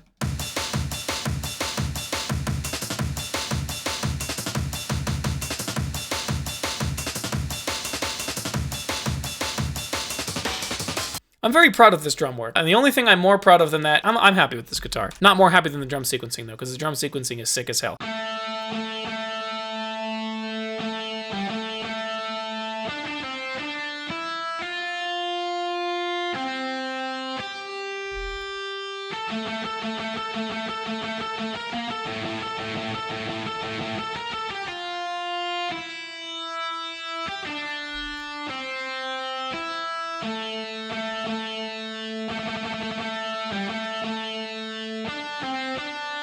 I simplified it a little bit near the end and then had some crazy little sweep going on at the end.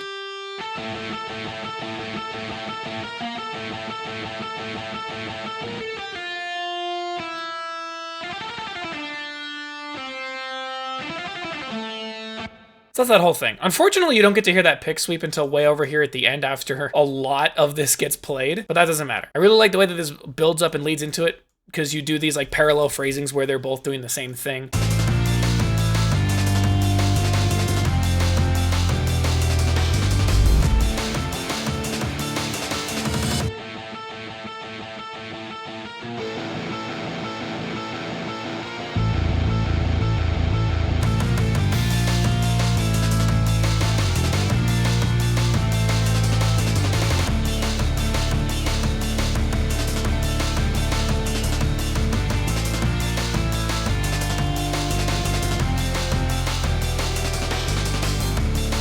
And then we get into probably my favorite part in the entirety of the song. Let me pull up the actual track. So I'm going with double bass drum riff because it's hard as hell. And also, I want to take a time to comment on this, that this sounds like a song that I have heard before that I unfortunately don't remember the name of. So let's let me actually drag this back a little bit so that you can hear the build up.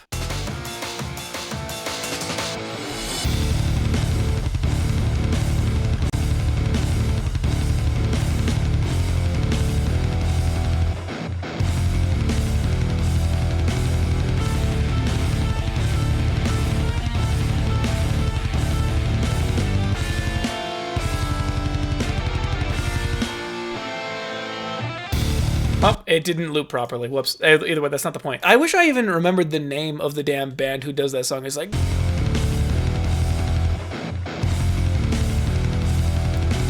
You know where that riff comes from. You know what I'm talking about. And then, of course, when it finishes all the double bass drum nonsense, it goes right back into the breakcore, and then goes into the double bass drum once again.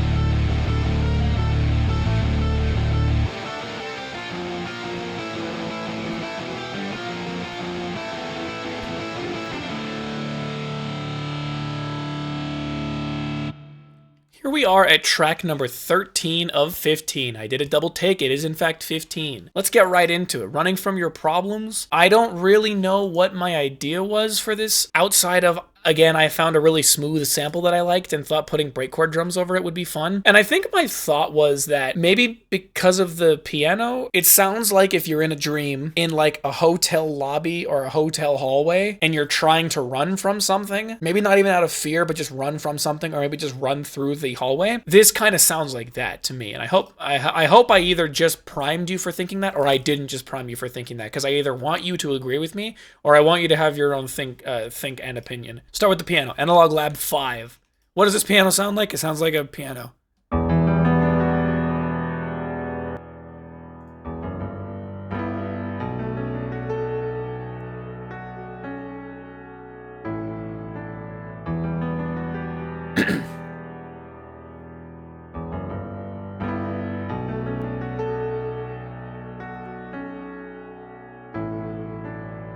Here's the harp playing the same thing. I did just take the MIDI and turn it into this.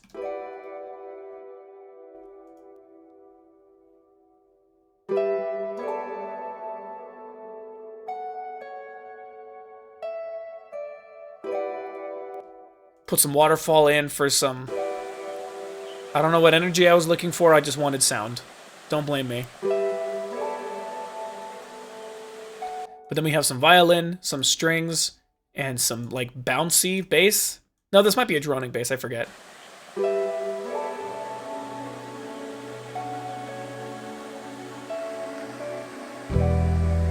Oh, it's just an electric bass.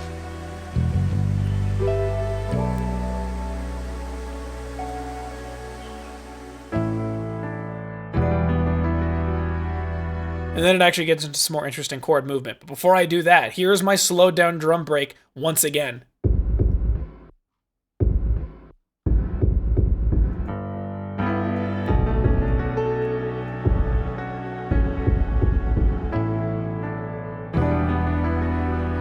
Like, isn't that so smooth, guys? Oh my goodness.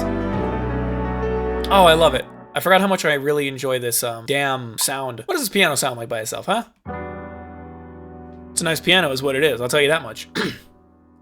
And then you combine that with the Rhodes piano. That's what it sounds like by itself. Such a pretty piano. And then you combine that with mine, which sounds a little bit more up in the forefront.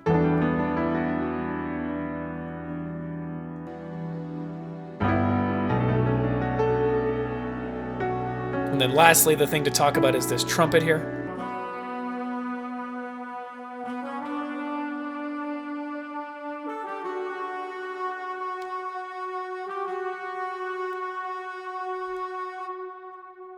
Yeah, it's a really smooth sample. I don't know what to tell you. I thought, why don't I put drum break over it? And so this is drum break I made out of it. This is the same one from Perpetual Motion, but this time I learned how to use breakcore stuff a little bit better.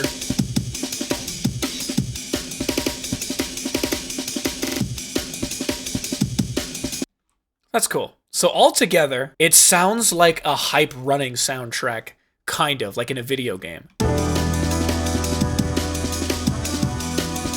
Maybe not hype, but you get what I'm saying.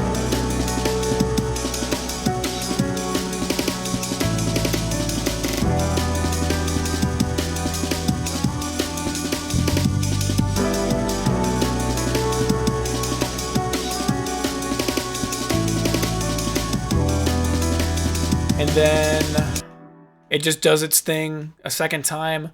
But the one thing I do here is I put some fun stuttering to combat, or to go with this snare drum rhythm here on the piano.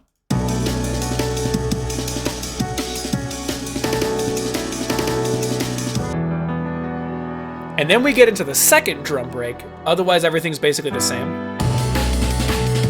I also have this bass here.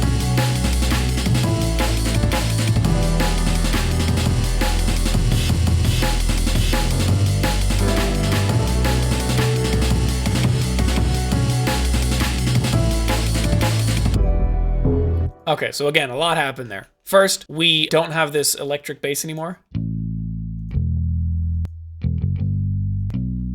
And now we just have a straight Reese, or just a droning bass. Just an interesting texture change, essentially.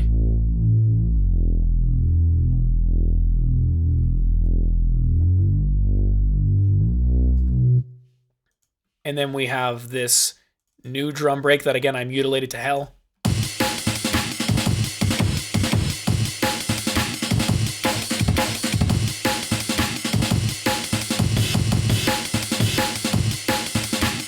And then an interesting thing happens here. When I decide that I want to change the vibe up because it's been too high energy for too long, I do my classic, and I just put a filter over everything.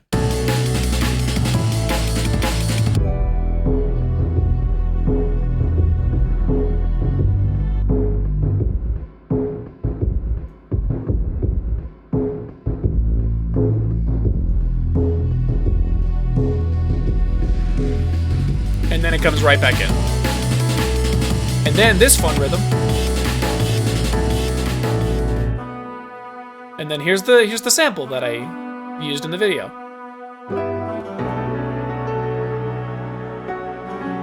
So that's very cool. We're gonna go through all these and see how they're affected by this. This piano's not even playing strings. You can barely hear a difference. Violin. Violin doesn't give a shit. Combine that with the bass. And then the funny thing about this is that this break right here, this is what I intended to be the regular break. But what ended up happening is I realized the rhythm is really strange. So I just used it as like a outro drum fill in a sense. Like, it's a strange rhythm, especially when you come from this.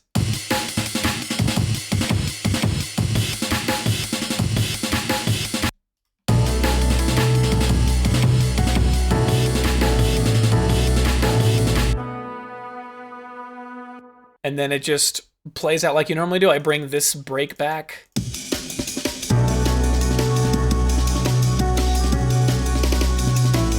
And then I just say, fuck it, I'm dropping everything. We're just gonna have the piano and the trumpet be at the end. They're the only ones who get the spotlight.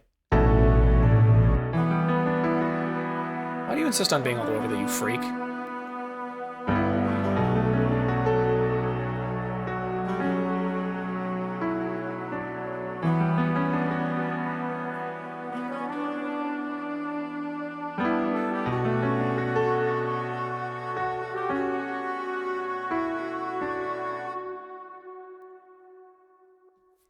Did I make dream core? Break core? Is that even a thing? Dream break core? I'm just making shit up at this point. I'm not gonna lie, for this song, I think my thought about putting it near the end was that it began with a W, so alphabetically it makes sense, but obviously is not consistent with anything else that I've done here. Winner Takes All was the point where I realized, fuck it, I could just mix breakcore drums with anything. Yeah, I know what you're saying. Oh, funk is what made you realize that? Not the fucking last ballad fucking thing you just did, or like the weird, peaceful piano. None of that. No, funk was the moment where I was like, yeah, I'll just put an electric guitar on it and or breakcore drums and it's gonna fuck. And this was the point where I realized that. I don't know anything about funk. I definitely did not do regular funk justice. I just used a funk sample because I don't know the art of just distorting the shit out of everything until it makes you feel something, even if it doesn't melodically mean anything. So this is how I chose to achieve my version of it instead. Vinyl cracking. Try and make it feel old school. Vocal.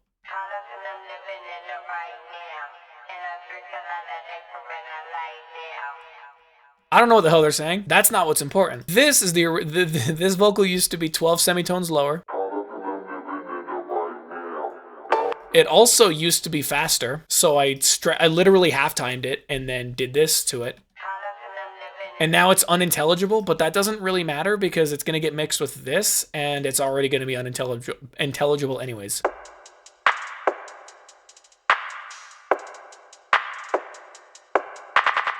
So we've got that. Sounds great. And then we have the actual cowbell sample, the actual important part of the song.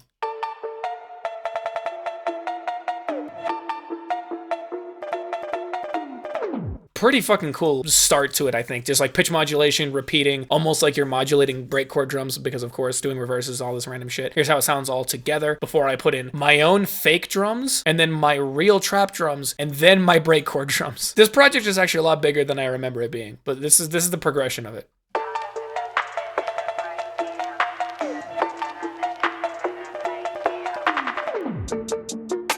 It's down on the low pitch, reverse. And we get into it. Hell yeah. So here's the basic drums that I made. They don't mean anything. They're literally not important in any capacity.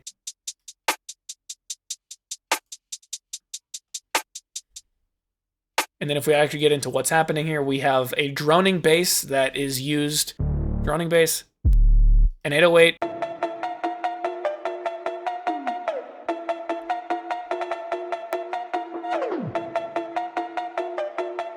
Original sample, and then we incorporate drums. Let me actually just do these by themselves.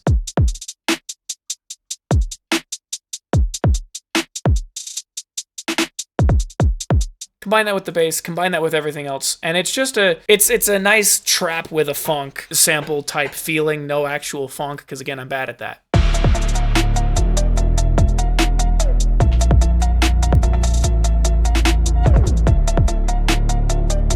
And then we have it play itself back around, but with the actual proper vocal this time. And a tuned down version of the cowbell here.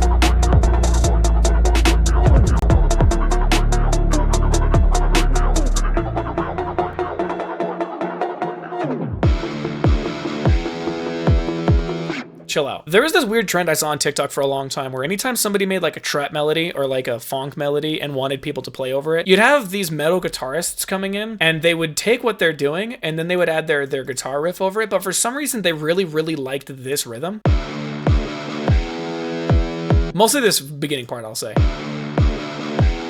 And so I thought, I'm going to do that. Very unoriginal, I know. Long story for a short glass of water, whatever. I didn't even realize that I did that with the cowbell. That's cool as hell. But I guess I didn't notice it because it's not the important part. It's the fucking guitar and all the crazy drum break bullshit.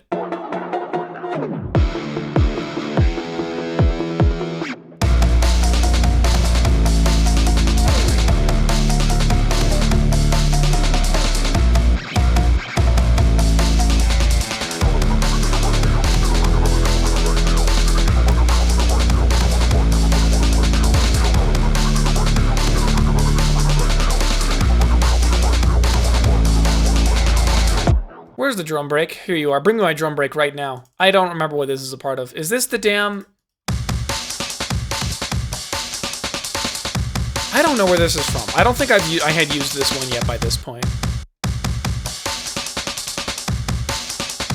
But yeah, I didn't really do much with this. I did very simple manipulation with it, but it's kind of like the marrying between trap drums and breakcore drums. That's kind of the point. It's less about the breakcore drums itself. If I'm honest, it's also more about the guitar than it is about like anything else.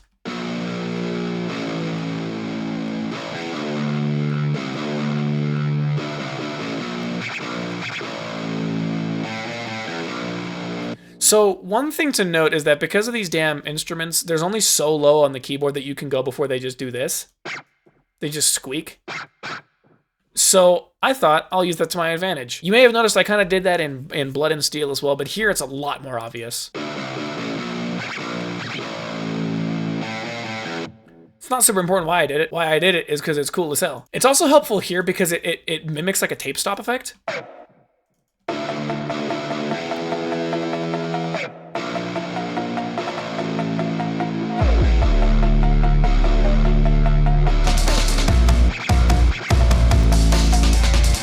Yeah, no, this like sort of 3-hit rhythm is like one of my favorites when it comes to doing this kind of stuff with guitars.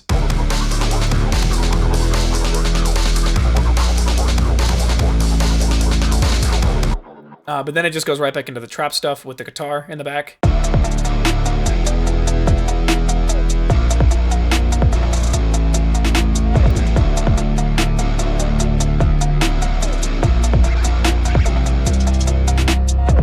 I also did temporarily change up the chord progression. I think literally just for this other guitar that I added in, which is basically following the same thing as this one, but it's a little different. How? This is how.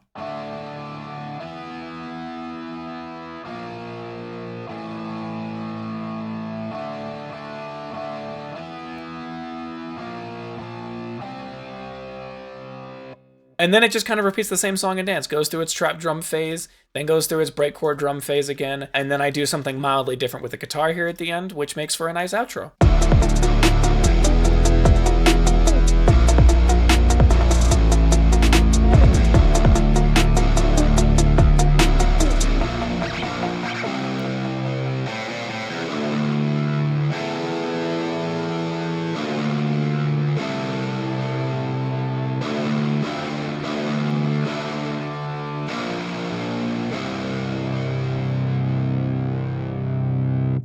And last, but maybe least to a lot of other people, because this is not breakcore even a little bit, is the final song on the album, Void Singularity, with the name inspired by the Singularity band from Risk of Rain 2. That's all I had, really.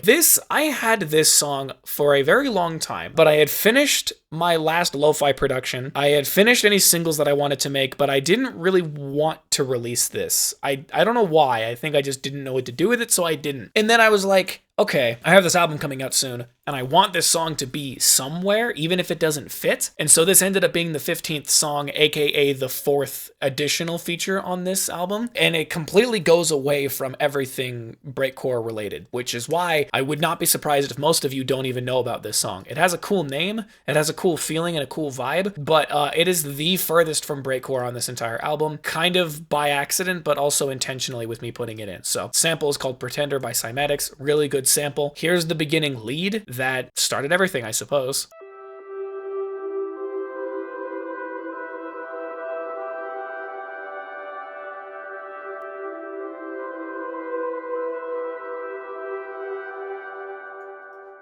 So in context of the song, it sounds basically exactly like that, washed out in reverb until it eventually loses a lot of that reverb and comes back to reality.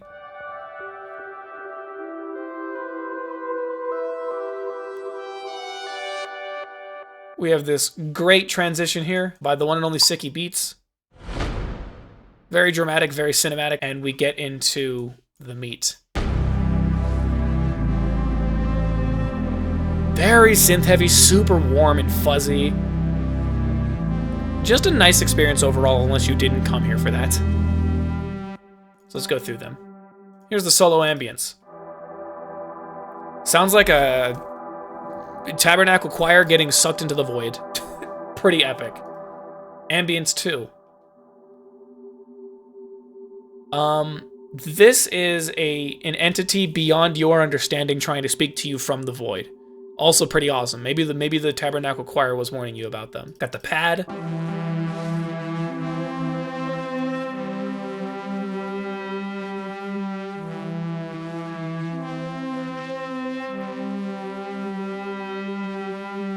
And then we have the long droning respace. Classic.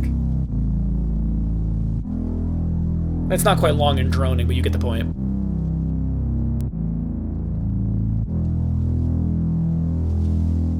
And then we get into, these are very spacious drums. They're very spacious, and that's all I really care about. Here's the background pluck mixed with the long bass, mixed with the kick and the rim, because we don't have any hi-hats here. We just have weird little perks and weird sound effects. And again, it is really just percussion. There are no hi-hats, because I'm not doing all that.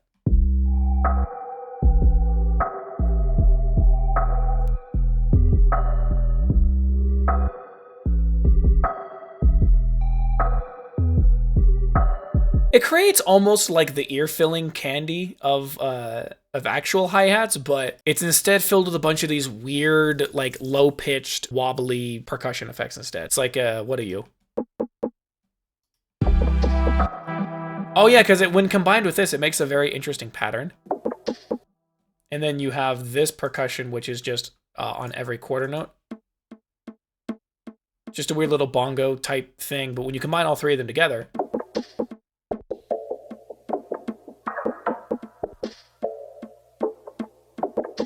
and then you combine that with the remainder of the drums,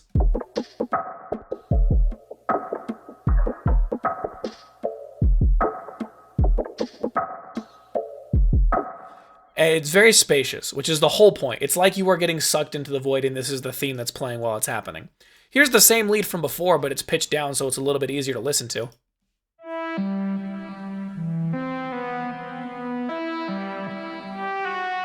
And then we add in the high-pitched lead as like a secondary echo follow-up after.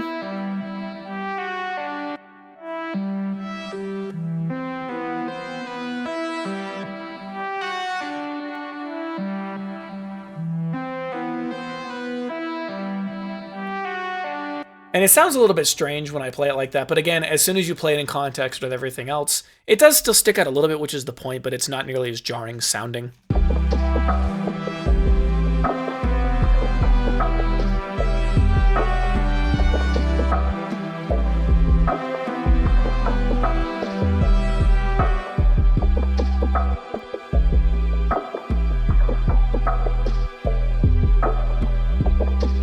It's almost like I broke the fourth wall too hard, and now I'm just in the middle of space, and I'm like, how did I even get here? Then we have this little down transition part, which literally just contains the kick, the rim, and the background pluck, which is supposed to be like its, its own little thing.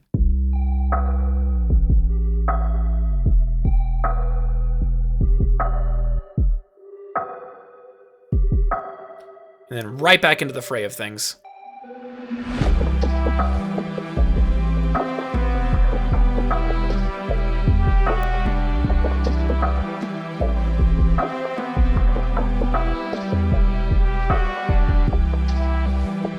There's like some varying drum hits here.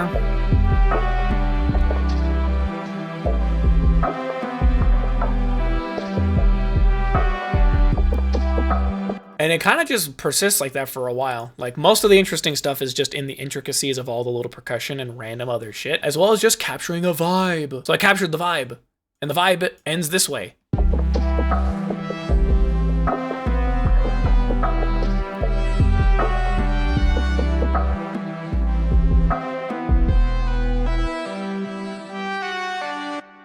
And that should cover about everything. I mean, that's basically all the information that I have regarding the album, why I decided to make it, why I decided to name things the way that I decided to name them, how I arranged things. If the whole point of this is that you got to see the sauce, and that's the important part. This is the most important album that I've ever made. That's not true, it's like the second most important album that I've ever made, but it is the most popular that I've ever made, and so I wanted to show people how it's made. While I'm here, I'd also like to address the elephant in the room. The cover art changed because I didn't realize at the time when uploading it that it was AI generated, because I just found an image off of Google. So the way that I chose to fix this is by finding a different image that is not AI generated, and then actually doing some editing work to it to make it a real album cover. Does it look a little bit worse than the other one? Depending on who you ask, but I personally like it more, at least because I actually made it, which is kind of the whole point.